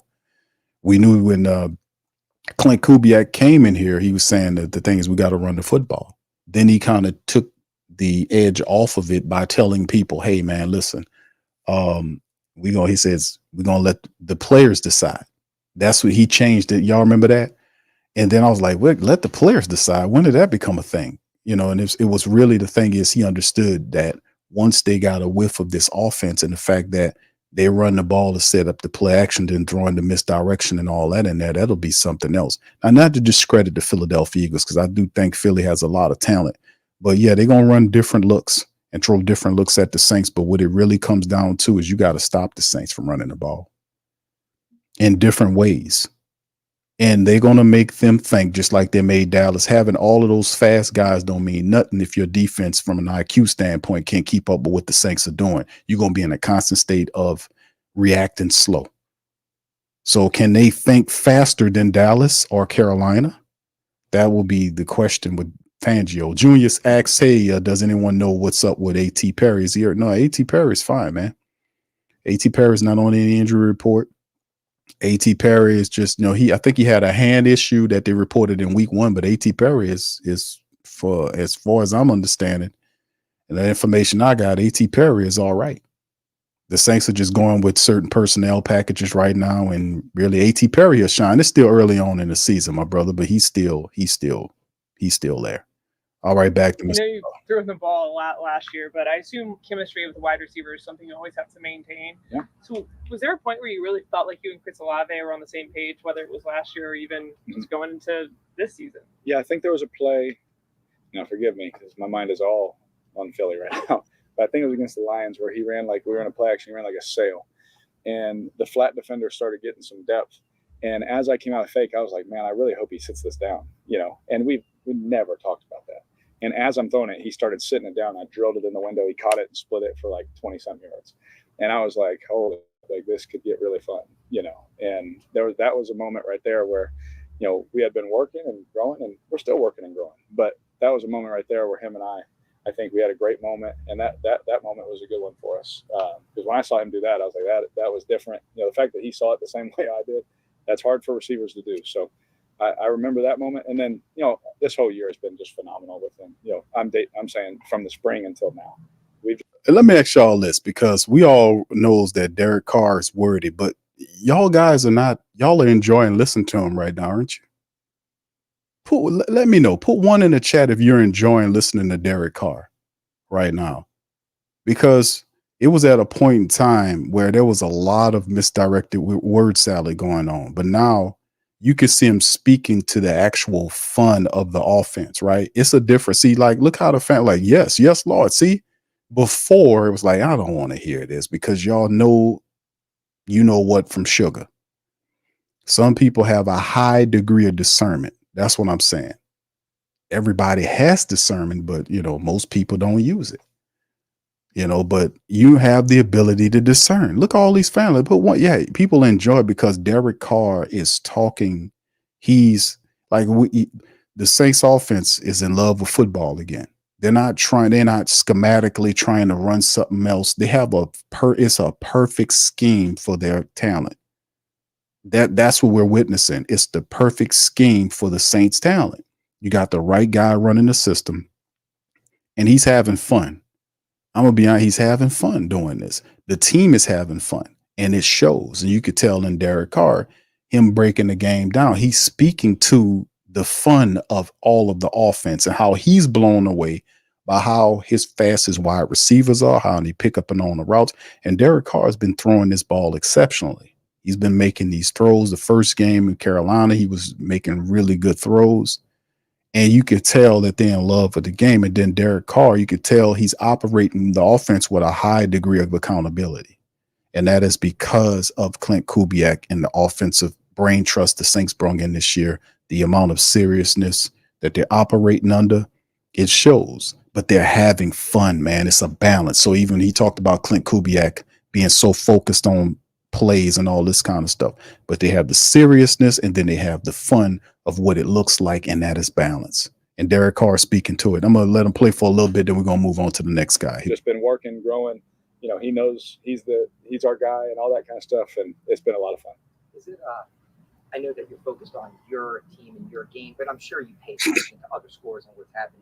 Is that maybe kind of what makes football the greatest sports entertainment product? That you see the Ravens are 0-2, the Saints are 2-0, and they've done all this. I mean, you kind of follow that and you kind of chuckle to yourself about what you see from week to week sometimes. I got to be completely honest with you. Like, this game is designed for everybody to go 8-8 with salary caps and drafts and this and that and all this kind of stuff. And so I've played enough football games to know anyone can beat anybody. You know, we were a 0-10 football team and beat a Kansas City Chiefs football team my rookie year. You know, a playoff team. You know, in our stadium on Thursday Night Football. You know, and then we beat the Buffalo Bills, who were on their way to the playoffs. We beat the Niners that year. It's like anybody can beat anybody anytime. And you know, for me, like that stuff, it just doesn't surprise me. If a team is 0-2, that's why I don't look at records. I don't even care what people. I don't care about stats. I don't care about any of that. When I turn the film on, that's what speaks to me, you know, as a player. I think that, you know, the storylines and everything, like nowadays with NFL and everything, there's a story every day, you know, and one story, you know, it'll be forgotten and then there's a new story and all that kind of stuff. So, you know, for us, talking who's 0-2, 2-0, like at this point in the year, like as a player, it just doesn't matter. You know, you have to be so focused on your job, or if you get caught up in that, it's kind of a distraction. You know. All right, so we're gonna do that for Derek Carr. Listen, man, like I said, it's a different people know it's a different energy, man, because they put the work in. They put more work in and they met the standard. When you meet the standard, that's what this looks like. Success. When you meet the standard, man, and you go above the standard, you have unbridled success. It take a lot of work to get there, you know, for real, because you can start on a journey. But sometimes people, they walk a few steps and sit down, say, man, I ain't doing this. Some people keep walking. They keep walking. And for those people that keep walking and stay on code, adjust when you need to, because sometimes you're going to walk through the rain. You're going to have people that try to block your path, but you just got to keep going. And eventually you're going to get what you deserve. That's how it is, man. I promise you that. That's a big secret. What's the secret to success? Persistence, determination. Old school word, what they called it. Oh man, I forgot. I just had it. For lack of better words, I forgot what I was going to use. Stick-to-itiveness. Old school word. Stick-to-itiveness. They don't even use that no more, I don't think. But that's an old school word. For my young folks, look that up. That is something you can kind of rejuvenate and start using it more. Stick-to-itiveness. These are attributes in a mindset that you have to have if you want to have success in this world, man, for real. And the Saints are exhibiting all those. And then, of course, attention to detail, which is a code. Accountability, which is the code. You're going to look like this. So I applaud the Saints for finally being in that frame of mind, man. All right, fam, let's move on to this. And also just another little bit on A.T. Perry too, fam. Listen. And I talked about Mason Tipton. Mason Tipton is basically supposed to be the last wide receiver on the Saints depth chart. When the season started, Mason Tipton was the last guy on the active depth chart, right? Wide receiver wise. You see where he is, where he been playing? Mason Tipton has worked his way up there, which could explain why you're not seeing a lot from A.T. Perry. Did you get that? Mason Tipton has climbed in 2 weeks up that wide receiver depth chart quietly. And he going to sneak him a couple of times. Y'all going to see. Mason Tipton is true. I warned y'all about him. I told y'all about him, man. We were talking draft. I was like, listen, this kid could play. Saints seen him. Saints got him. Mason Tipton, man, watch out. But A.T. Perry will have an opportunity, man. I won't see A.T. get out there. He gonna get us an opportunity. Still a long season, fam. Now here's a young man, bro. A lot of people were asking questions about, but Penning, look, the energy's different. He's smiling. He having fun. He was a little tedious early on, but let's listen to Trevor Penning, man. Talk about what's going on here. The season, great play by the offensive line. Just what's been working for you guys? Yeah, you know, it's kind of, you know, like he said, it's a good start. Just going out there, I think we're all playing with good confidence. You know, we're looking to, move that line of scrimmage. I think we're all the same mindset of, playing hard, knowing our assignments, and, having a strong run game and being able to protect Derek in the pass game. I know one of the things Clint said going into the season was that you have practiced well enough to have earned the right to go out and play great. How do you feel like you've played in these first 2 games? Yeah, I think, there's some good moments. I think I'm playing, well, but obviously there's still things I can improve on. You say that every week, but, there's things I'm going to come in here this week, continue to improve and, keep getting better each week. Yeah. How is it difficult to stay even keeled as an offense when you had back-to-back games the way you guys have had, where you score on the first 9 possessions, then you come back and score on the first 6 possessions? Yeah, it's definitely a good feeling for sure. But you got to approach every week like a new week, like learn from the past. Everything in the past is the past. Just keep going. Keep putting your head down. And go to work. What are your thoughts about this Philly defensive front? They've had some success over the years. Yeah, obviously they're a good football team. They got a good front.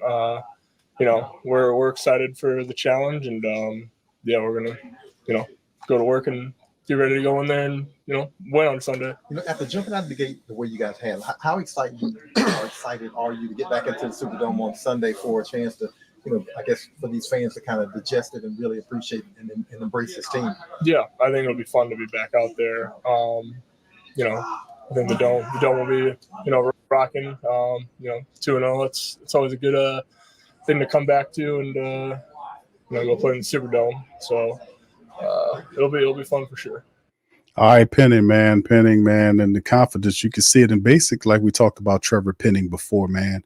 I was trying to explain to the family members about Penning, like, man, he's bad, this, that, and the third. I'm like, Penning's game, like a lot of players' games, are driven by confidence. And when he doesn't have his confidence, he doesn't look good. Like I say, I was telling the family members, go look back at his college film to see what the Saints wanted. They liked Penning because of his nastiness. I know you guys watching the game, if you paid attention to it, Penning got into several little skirmishes with the Dallas Cowboys people. There was several plays where I seen Trevor Penning literally grab DeMarcus Lawrence and throw him on the ground right before the play end. Like you block a guy, then when the whistle is over play, you just take your hands off, y'all just walk away from each other, go back to the huddle, whatever. There was a play where Trevor Penning grabbed DeMarcus Lawrence, grabbed him, had him, and right before the play was ending, Penning took him and escorted him gently to the ground. Well, it wasn't gently, okay? Penning basically said what we were saying, like, we're going to lay hands on the Dallas Cowboys people and we're going to make them get very acquainted with the turf. Well, Penning took that literal. He took that literally. He took DeMarcus Lawrence and threw his ass on the ground. And DeMarcus Lawrence got up. He wasn't mad or nothing. He just walked back to his I would have had to say, sorry, I had to point at him, hey, man, I'm going to get you on that. And he ain't do none of that. And it was several times with him. Now, he got a flag because he tried to pop at somebody. And I think he popped at the guy's face mask and got drew a flag on that. So we got to get that under control. But Trevor Penning's game is the confidence guy. Like and this is what you get from young guys. And Penning's he's basically a rookie. If you look at his energy and his mannerism, is like he's almost like a rookie because he's in his 3rd year, but he really hadn't played that much. He played 1 game in his first year, his rookie year. The 2nd year, he played 5 or 6 games, I think 5 games, and then they benched him. And then they brought him back at the right tackle position. So he really played like 6 games. See, he started like 6 games for the Saints as a starter. So he really didn't get a lot of that, the hot reps that you want to see your linemen, your first-round draft picks get. But I was telling the family members as asking me in the offseason queue, and I was saying it from the get-go. I was like, fam, when they were trying to make Penning their left tackle, I said, no, this is going to fail. And it failed. How you knew? Because I knew they violated the tenets of football. You're not supposed to take, and it's certain guys you can do that with. Don't get me wrong. It's exceptions to every rule, but Penning was not that guy that you could put at that left tackle position. I seen that and I was like, don't do that. Move Ram over there. But that's before because at that time they was hiding how bad Ramczyk's situation was. They did not want to move him off the right tackle position because he would be exposed at the left tackle. So they put Penning there and let him twist in the wind. I was very upset about that. That's why I came to his defense.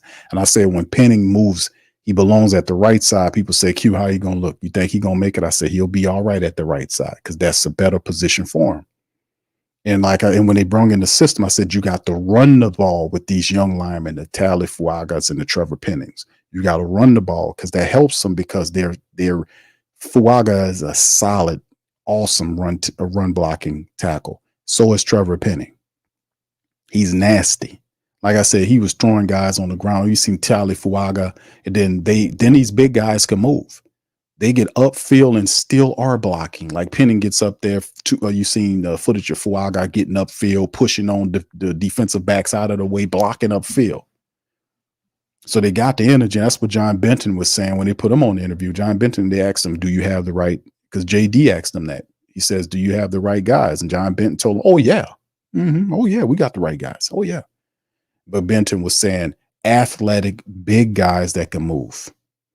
Works in this scheme. And then like we was showing on Patreon, you could see some of the plays where they will run to a spot. Then they called it twisting. Ross called it twisting, where they would set the edge. Like they will run to a spot and then stop and block. And they would literally turn themselves and create a wall where defenders, where the running back or the wide receiver, whatever, can get behind them and make a play. That's what John Benton's, he told you that when he came in. He's like, man, we're not blocking the player. He said, we get to a spot. We beat them to the spot and stop there, then block them, seal them off so the guy can get behind him. And then we've seen that work to perfection. John Benton said that we need to hear more. We need to hear more from John Benton because I was like, okay, all right, John Benton. I hope that works. I was like, wow, okay, we'll see how that works. But anyway, man, let's move on to this.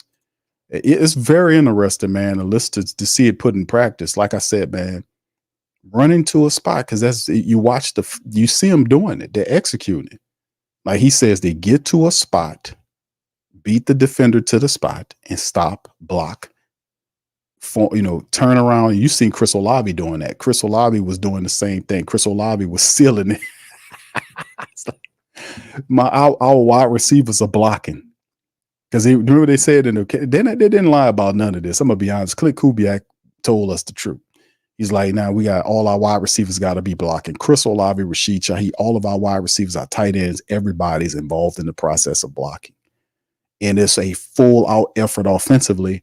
And you see now they're not perfect with it, but they're damn near perfect. You've seen some stuff when they had some breakdown where Dallas was able to stop a play for a yard or 2 or 3. That would be considered like a negative play, like a couple of plays that were to get back there and get you for a loss here or there. But then the Saints started running the ball and then they'll stop for a 3 or 4 yard pickup. Then the Saints would just hit them for a gash them for a run around, in and around, stuff like that.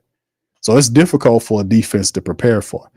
And let's move on to Mr. Chase Young here. Let's see what Chase got to say, because a lot of this is going to involve him dealing with stopping Jalen Hurts, because Carl Granderson, Demario Davis, Willie Gay, and those guys, Pete Werner, all these guys are going to be focused on Mr. Jalen. Jason, you guys are coming off of obviously 2 big wins, but now you're facing a Philadelphia team that's pretty good and mobile quarterback. How does one deal with a mobile quarterback? Yeah, definitely just got to be have great rush awareness. Jalen, he's a hell of a quarterback, so we definitely know what we're getting ourselves into. How important is it, I guess, to move on to the next play, because even when you have great rush awareness, there are going to be some times where he might make a play anyway. Yeah, for sure. I mean, I know in my mind it's just going to be just keep rushing, because you never know when you can crowd him and get him. So, that's what you're just going to deal with when you deal with scrambling quarterbacks. Sometimes they can go left, sometimes they can go right, sometimes they're going to try to hit up the B's. You just got to try your best to have rush awareness and rush together as one. Only 29 points allowed in the first 2 games. I know you guys expected big things out of this defense, but how I guess satisfying is it to see it come to fruition? Yeah, good. Real good, man. Turnovers. I think our turnovers right now, we're doing real good in that column.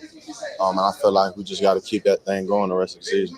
You were last year with San Francisco. Like, when you see tangible results like you all have now, how much easier is it to believe in what you're doing instead of like the faith? It's actually like it's reality, not rhetoric. Yeah, no, I think we seen it in camp how great we could be. And I think it was just everyday repetition in camp, just trusting it, seeing it in camp, and then you know, doing it in practice gonna happen in the game.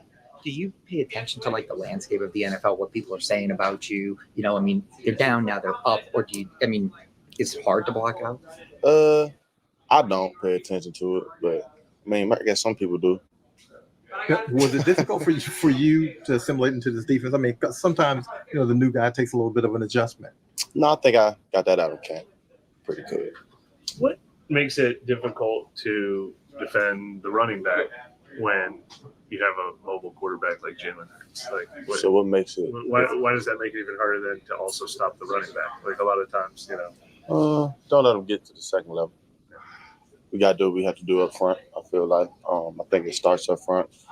Do what we have to do up front, and you know, make our linebackers have the easiest fits they can have.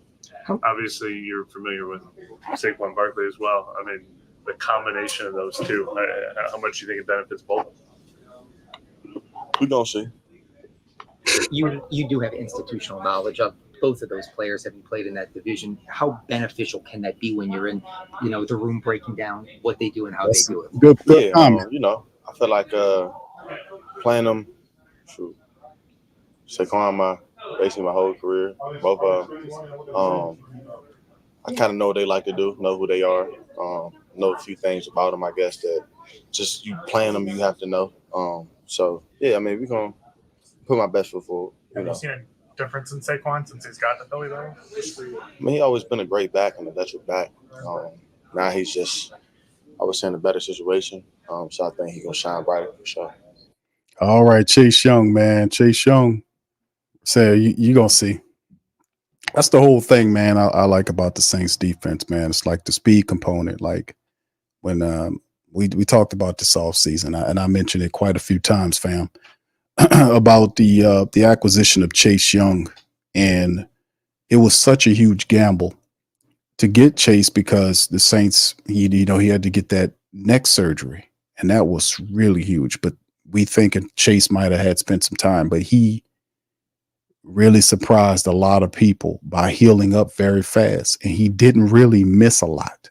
So that was the thing we were thinking about with Chase Young, and he talking about, yeah, I got that in camp when he was talking about picking up the defense with Dennis Allen. And then he's DE2, and I like, this is a question I always ask the family members. I always ask the fam. I ask you again, see if your opinion changes.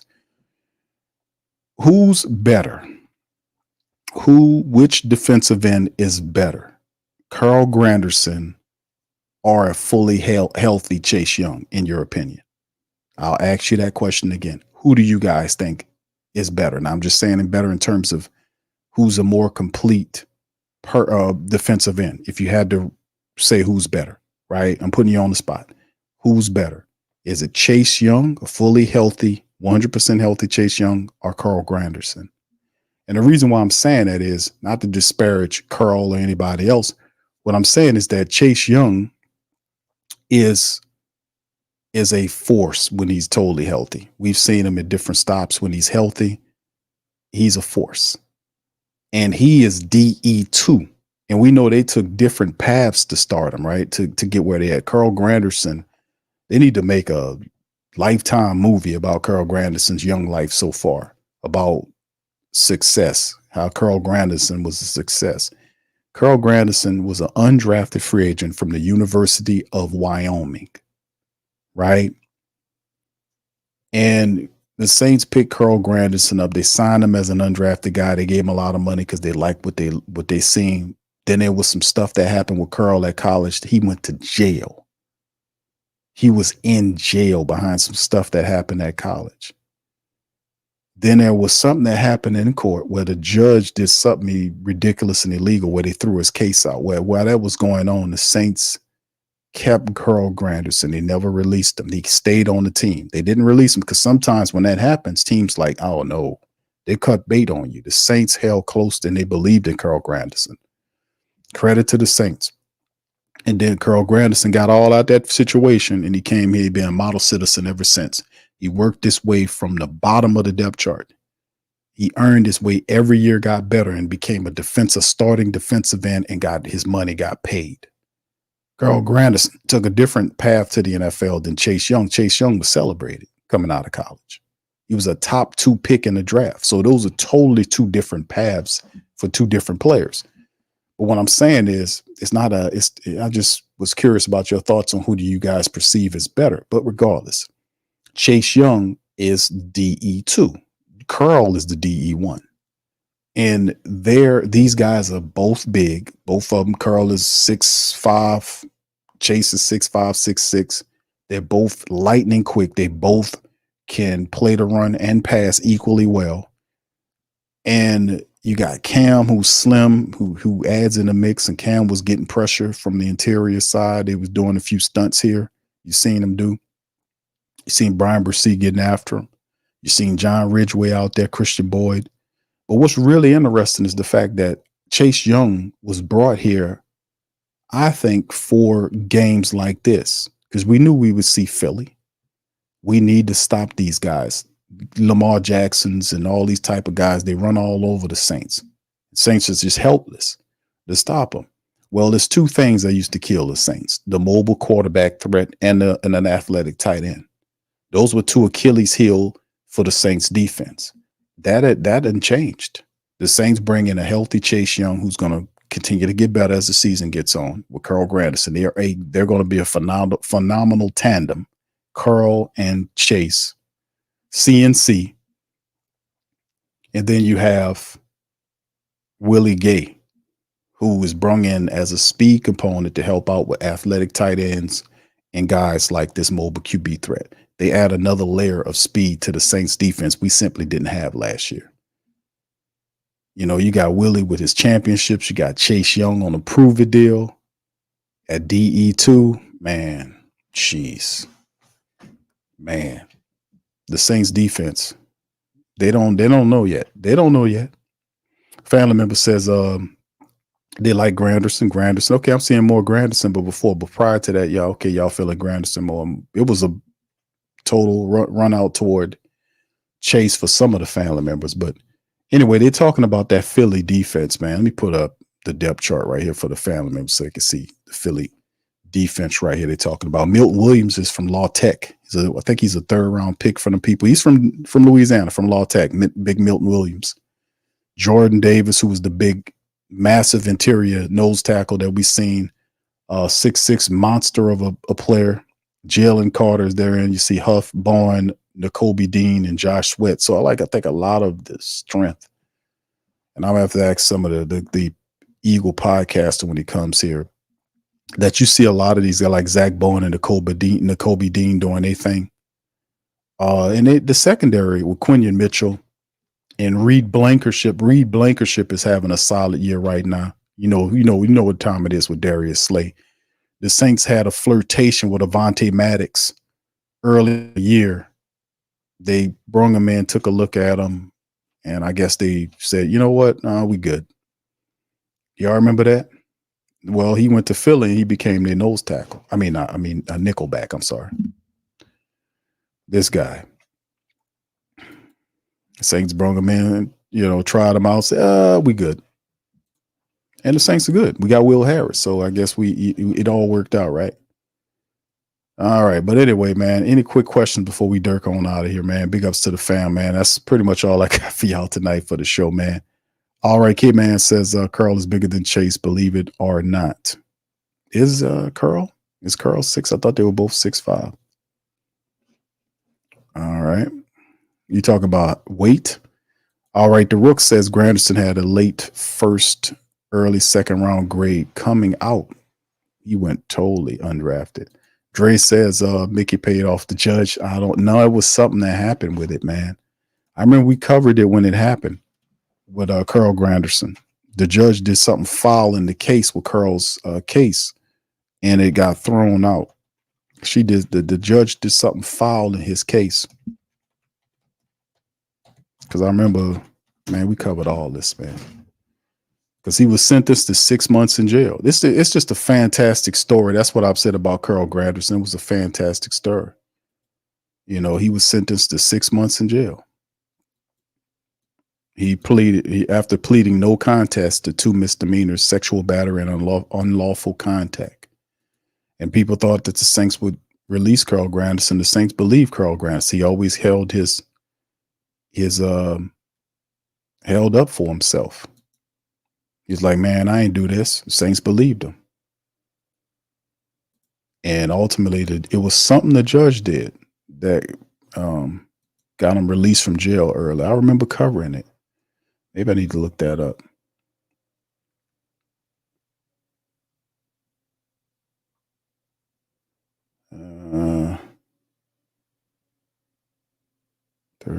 Two victims came well last month. Granderson. Oh yeah, okay. Yeah, okay, here it is right here. I pulled it up. I just wanted to see what happened here. Let me see here. All right, before Granderson says this former, let me see if I can remember what happened, because I heard something happened in the case. Former University of Wyoming football player Granderson had been released from the Albany County Detention Center after he was granted a reduced sentence by Campbell County's District Judge John Perry in a Monday ruling. Granderson will now serve 1 year of his supervised probation. He was sentenced to 6 months in jail. The appeal of his sentence was transferred to Perry after Granderson's attorney accused Cricking, which is judge, the woman's name. He was sentenced to 6 months by Albany County District Court Judge Tory Cricken after pleading no contest to 2 misdemeanors. Once court unlawful contact of one on count of sexual battery. He says the appeal of the sentence was transferred to Perry after Granderson's attorney accused Cricken of handing down, quote, illegal sentence, end quote, for voiding the defendant's plea deal. Before Granderson was released, Cricken's sentence had him scheduled to be released from jail in January. Her sentence rejected a plea agreement calling for 1 year of supervised probation. Granderson was originally charged with a 3rd-degree sexual assault and sexual battery after 2 victims came forward. Last month, Granderson's attorney, Megan Goltz, appealed to the case to Wyoming Supreme Court. Additionally, filed a motion to allow Granderson to withdraw from his plea and to grant him a new trial, alleging that, quote, manifest injustice, end quote, had occurred in the case after Cricken was found to have had an ex parte communication with a mental health counselor retained by Granderson. See, it was foul. It was foulness going on. It says Ghost said that Cricken made a phone call shortly before the sentencing proceedings to Granderson's therapist, who was called to testify. According to the memorandum, Nestlinger testified that Cricken asked her if she had received information about any other inappropriate counters. Granderson may have had an answer that she did not. The judge did not have this conversation with either party, nor put the fact that the ex parte called occur or the information learned in the call on the record, Goltz said. In this ruling, Perry wrote the court examined every aspect of the matters. So she was hiding information. That's what it was. That's what the hell it was. That's what the hell it was. I remember she was hiding information. That's what the hell it was going. That's what happened. And it got thrown out. She did some foulness. That's what happened. And then after that, it was all good. So yeah, they need to make a movie about Carl's case. Cause I remember I was like, it was something about the judge. It happened back in 2019. I wanted to say, wasn't that in August of 2019. I remember covering it. So yeah, credit to the Saints. They believe Carl Grant. Carl's like, man, I ain't do that. And you're like, I'm, and they believed him. All right. But anyway, any questions, fam? Y'all throw it in the chat, man. I just wanted to get my facts straight on that. Cause I remember it was something the foul judge did that was illegal. That had that, K-Man says Carl right now, but Chase has the potential to be better. What's up, RG? Shout out to you. Earl says Chase is better. All right, Carla says Chase still young, improving, age 24. 504 Coach says, man, that's tough because Carl plays to run better, but Chase is a freak. You better watch out, them dudes. It's going to be a hell of a tandem. Brother Wallace said, who is Chris Oladi? Is that trip question that y'all remember? He says, this a trick question. Y'all remember that Q? Chris Olati? No, I don't remember that, brother Wallace. When that happened? All right, Pete says, Q, I got to go with Carl. Okay, thank you, bro. K-Man says Carl is bigger than Chase, believe it or not. All right, who that daddy? Big ups to you, brother. Good to see you. Carla says, what's up, Carla? Says, Grando's hungry. I think Chase is too, man. It's going to be fun watching those guys, man, to be honest with you, man, because it's two very talented guys that have speed and power tandem. They're really good. And Chase Young is, like I said, he's a force when he's healthy, and he's healthy. And he says, man, you picked up, so yeah, I got it. What you think about that? You're going to see. Everything is short and quick to the point because we got to get it in. Rook says Carl is 6'5", 261. Chase is 6'5", 265. Right. I thought Carl was a little heavier, so I don't know. Because Carl was talking about that early in the offseason. He was saying about picking up weight because he wanted to play in the 270s. That's what Carl Granderson was saying.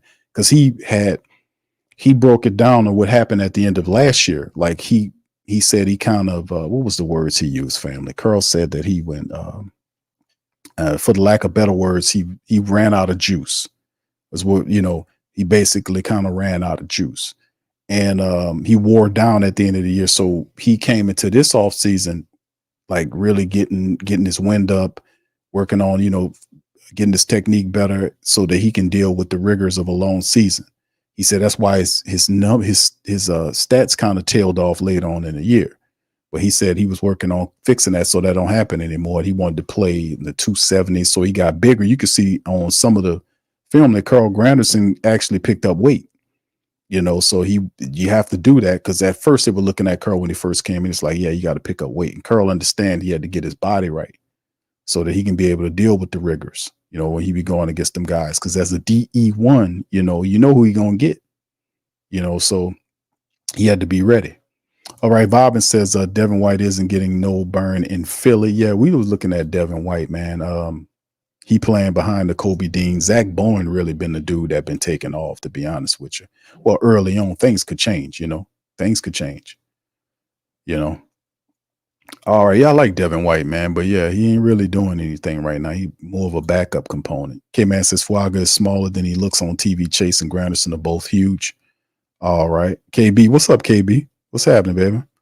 All right. Pammy said that's a violation of the HIPAA. She can't ask questions to his therapist. That's why they threw the case out. That's why they threw it out. I knew it was because I was like, I remember because I covered this. I was like, the judge did something illegal. I just didn't remember what it was. It was messing with me. I had to figure out what she did to do that. So yeah, Pammy all over it. Pammy is the great Saint Think Tank lawyer. So y'all watch y'all tail. If y'all say something wrong, she gonna be on you. Giovanni said, who's going to lead the Saints with sacks this year? That's a great question, Giovanni. Well, Carl Granderson leading the way right now, man. But, not actually, it's Alante Taylor. But for the year, I totally expect Carl Grant. It'll be in my opinion, it'll be between Carl Granderson and Chase Young. That's what I think it'll be. It'll be one of those guys. I wouldn't be surprised if both of those guys end up with the same amount of sacks at the end of the year. But I do think Carl Granderson, he had eight something last year, I think, and then Chase had 7.5 or something. Chase had. How many Carl had? Carl had 8. Was it 8 or 8.5? I know Chase had 7. I want to say last year between two teams. Hold on, let me see. I can put the Saints on here right quick. Let me do a fact check right here to see what Granderson. I can just pull it right on up. See what Granderson, his sack total was last year. Carl, let's see, what is this sack total? Last year was 8.5. 5.5 the year before, 8.5 last year. I could see Grando getting 10 sacks this year if he stays healthy, especially with Chase Young on the opposite side. You can't double down on him. That's the whole point. You can't, you gotta pick your poison with those guys. Yeah, Alante leading the sacks right now. Tim says Q with the veteran team bought in many games. Says Q with this team, veteran team, bought in how many games you think we can win in a row? Oh man, I don't know, bro. I don't know.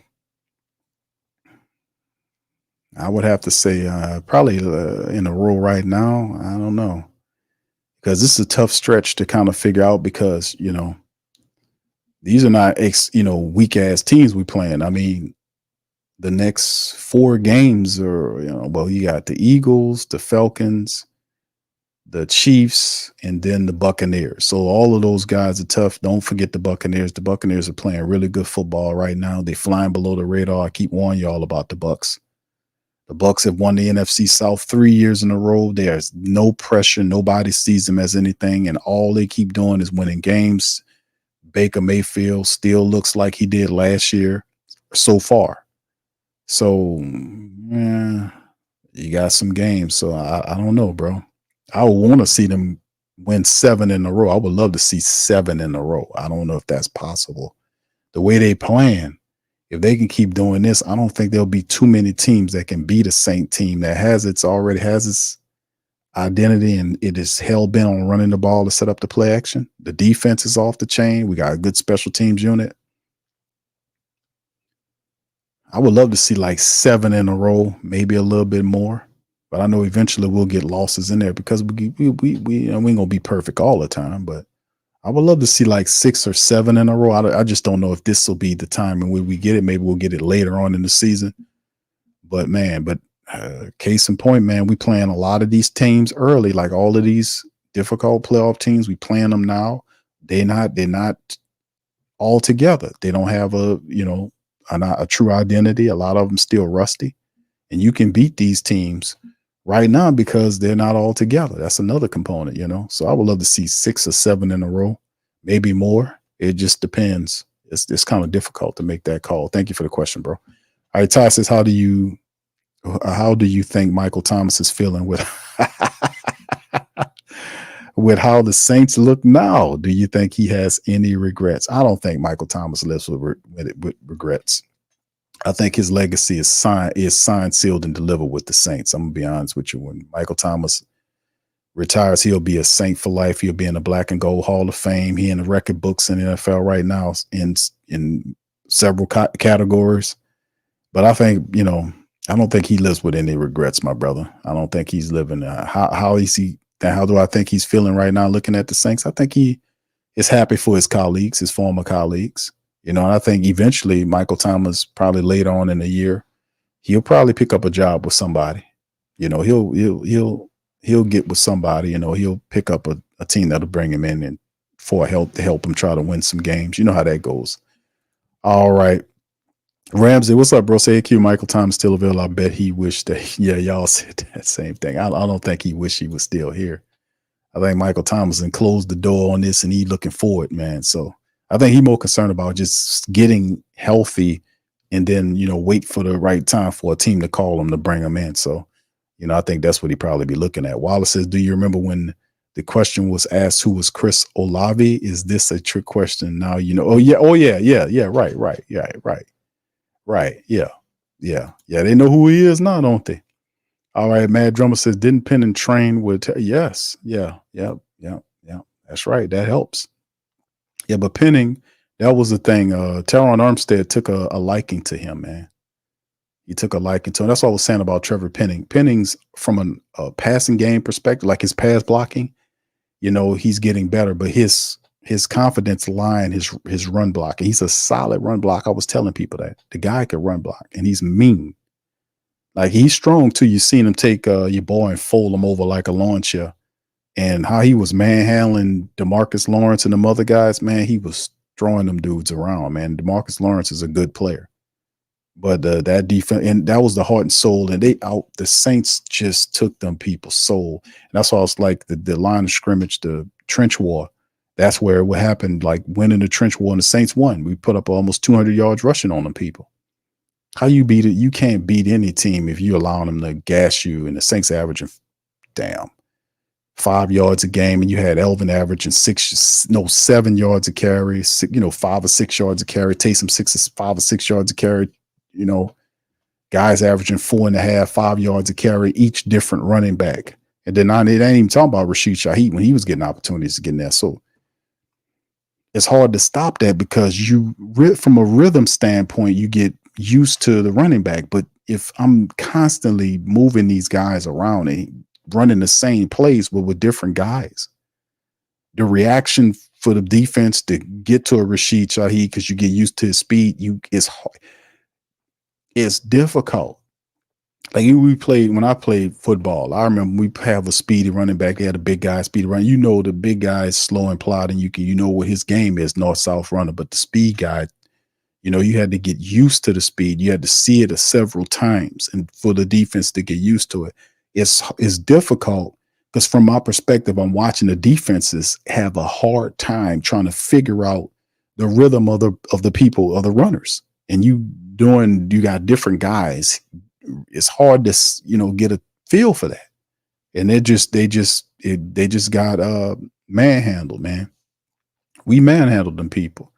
And then, like I said, it'll be on to the Eagles team. And me personally, I was doing some light work on their stuff. I got to still study some more on it. But I no disrespect to Philly, but I'm kind of anticipating the Saints kind of doing the same thing. They're gonna keep doing the same thing. They're not going to deviate from what's happening. Clint Kubiak's too smart for that. And if anything, he's just going to keep adding a few wrinkles here or there. They're not going to deviate from what the Saints, for what we've seen over the last couple of weeks. They're not. They're going to keep doing it. They're going to try to keep doing it to perfection. So, I mean, the Eagles have they got to figure out how to stop it. And a big part of the Eagles, they have talent on defense, but it all comes down to just from a IQ standpoint, just feeling, knowing what's going on. And that's incredibly difficult to do because it's so much going on. It's so much going on. The defense is looking, guys going into motion. Like I said, the large percentage of the time when a man goes into motion, that's where the action's going.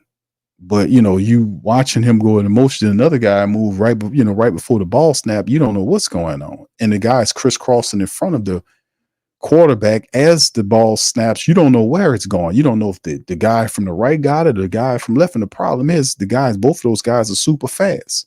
And by the time you finally IQ the ball, the guy has already got 3 to 4 yards on you. Then what if he don't get it? What if the fullback get it up? And then Taysom's the fullback.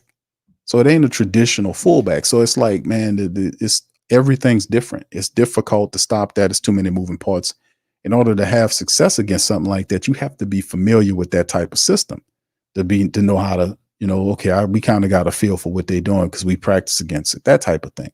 Like the Saints, when they play the 49ers in the playoffs, they'll kind of have more of a chess match going on because we can pinpoint or recognize some of the stuff they got going. It take a certain amount of discipline, and then you see it, then you know what's going on.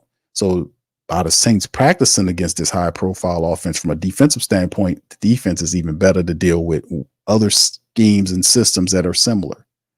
So it's going to be interesting, man. I often hear people say, well, that system, this, that, and the third don't win those championships, all that kind of stuff. Man, let me tell you something, man. If you can run the football and control the clock, and you got this type of talent the Saints have, and they playing with a chip on their shoulder, and they got a top 10 defense and special teams that's actually pretty decent. Then the caveat of, and the extra motivation of having 3 years of funky non-playoff football, a pissed off support base, saying, no, you're going to get this right. And the fact that the damn Super Bowl is in your own backyard, your own stadium. If that don't get you shaking, you might want to check your pulse because you might be dead. Just saying, But yeah, like I said, we're gonna see, man. But they're gonna keep doing it, man. And the Eagles, I was watching some tape. I was like, man, listen, I know Vic Fangio gonna change this up because how they lost that Falcons game, that was funky. That was awful. How they lost that game. I don't know what he was calling. He was not doing what he was supposed to do. He was letting those guys. The guy didn't even have a time. They didn't have timeouts. It was like less than a minute, wasn't it? And they marched the field.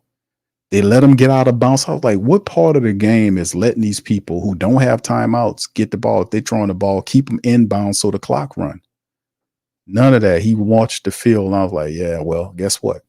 I expect them to be a little bit better and pissed off because the Philly fan base or the supporters out there, they love them. And it was hard, man. I heard a few people like, oh, this, that, and the they ran them through the mud, but they deserved it. how they lost that game. They had that game. They should have beat that team. But they make a lot of mistakes. I'm gonna just be honest with you. Philly makes a lot of mistakes. They really do. And I'm not tripping on that Chauncey Gardner-Johnson, with his bull crap talking and all that. Them Saints, you ain't gonna talk to Rashid Shaheed. He gonna just laugh at you. Chris Olave ain't gonna give you he ain't gonna talk back at you. Taysom Hill ain't gonna talk back at you. He ain't gonna get involved. Y'all ain't nothing, all this kind of stuff, or whatever he say, talking about their girlfriends or whatever that he was saying. He said something to the guy. I remember with the Saints talking about it, and that ain't gonna work, bro. That ain't gonna work. That ain't gonna work on the Saints. He gonna be too busy getting burnt. He better keep his mind on the game. He ain't gonna talk none of them people like he ain't talking none of the Saints wide receivers out. They all about the business. It's a go to work. It's a blue collar go to work and come home type situation with the Saints. You know what I'm saying? Yeah. Who that say you think he's done? Yeah. We'll see, bro. I think somebody gonna call him. He's still making himself. I think that early on he wasn't truly healthy. That was some of the reports were saying he was still rehabbing. But another thought process is that somebody will bring him on close to the middle of the season, like they do some of these guys. Remember, they like Odell Beckham, OBJ when they brought him in. Could be something like that. Somebody might need a wide receiver and call to him. He'd be able to pick where he wants to go. We'll see. Michael says, DA said Taysom will be limited in practice tomorrow. There you go. So that's good. Yeah. Yes, indeed. He said that. Ryzen says QB Eagles secondary played undisciplined. They did. They have some talent on that team. They really do. But it's just that, like I said, with Vic Fangio, he knows better than to let that happen. If he was calling that kind of defense at that time, that's all on him, man. That's all on Fangio for that, how that defense performed there. But they make a ton of mistakes, man. They make a lot of errors, like Saquon dropping that ball. Jalen Hurts, at the end of the game, instead of trying to scramble around there, he, and try to pick up some stuff and run out of bounds, he tried to throw a bad play in there toward the back end of the game. I know they'd have a lot of time and he forced the ball in there, but everything's based on him. But they just wasn't crisp in that game. They made a ton of errors, and that's to be expected because it's week 2.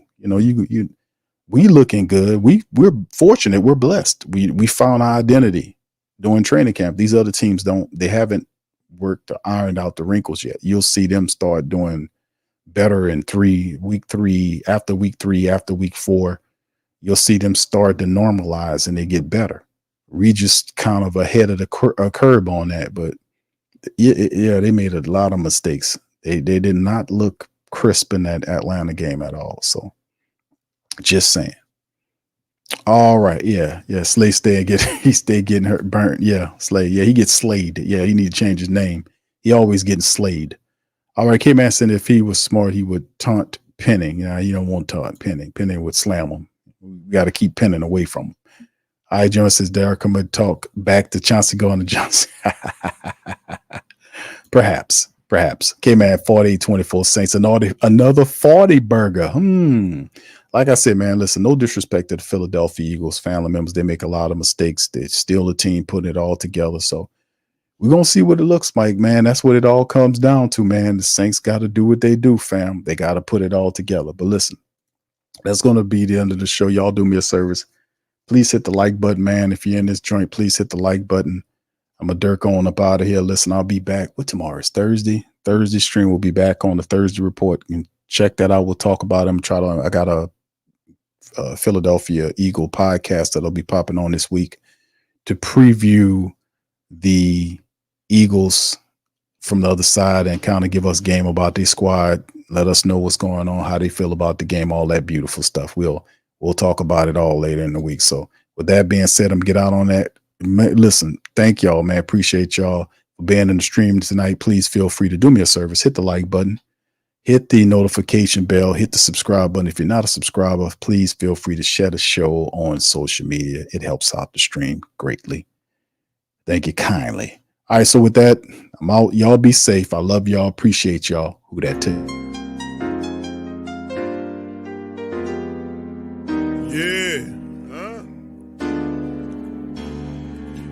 Like Benson, I'm a who that. Long as I'm living, I'm a who that.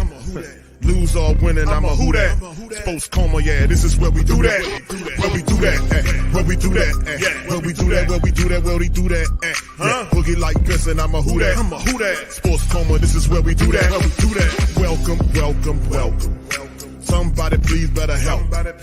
Running this thing like Elf. I thank God every day I'm not a felt. Go to YouTube Live with Big Q and the guys. If you ain't ride or die, the bandwagon get flipped. Been marching in, that was way for the ring. I was yelling out your shade for the championship. Bucking on town, duck down. Falcons, pluck, get shut down.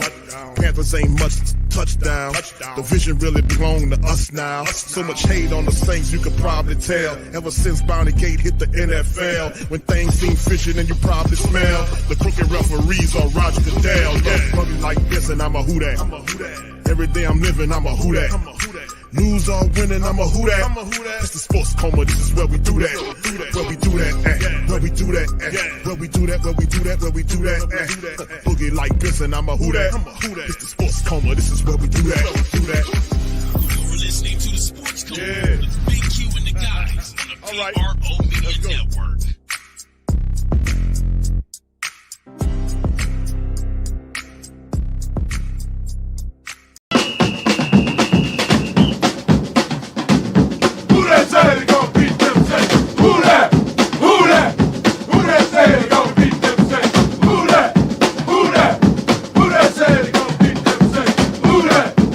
Bet Online is the world's most trusted betting platform and your number one source for everything football. Bet Online has every stat, every matchup, and even live odds and spreads to bet on during games. Think you know your stuff? Get in on our $200,000 mega contest and pick 5 games against the spread every week for your chance at weekly prizes and a share of $200,000. When the game's over, head on over to our online casino and get in on a game of blackjack or poker or unwind with over 150 slot games. Head to the website today to get in on the action. Bet Online. The game starts here.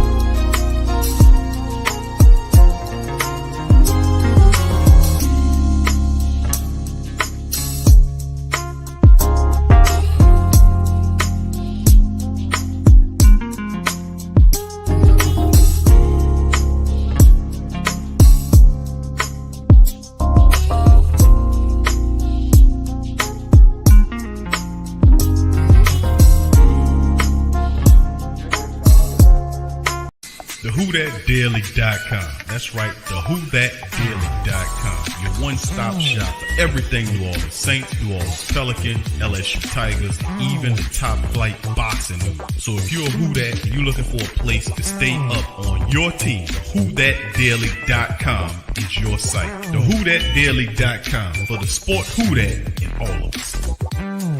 That's right, the Pro Shop is the platform's store where you can go and buy all the latest merch to support the platform. Available at the Pro Shops, we have dozens of hundreds of products available for you and your family. Unisex tees for men and women, hoodies and sweatshirts, tank tops, kids and baby items, long sleeve tees, mugs, pillows, wall art, bath bedding, face masks, phone cases, stickers, bags, fanny packs, socks, hats, and many other items. Please feel free to check out the Pro Shops. The link is in the description section below. And remember, it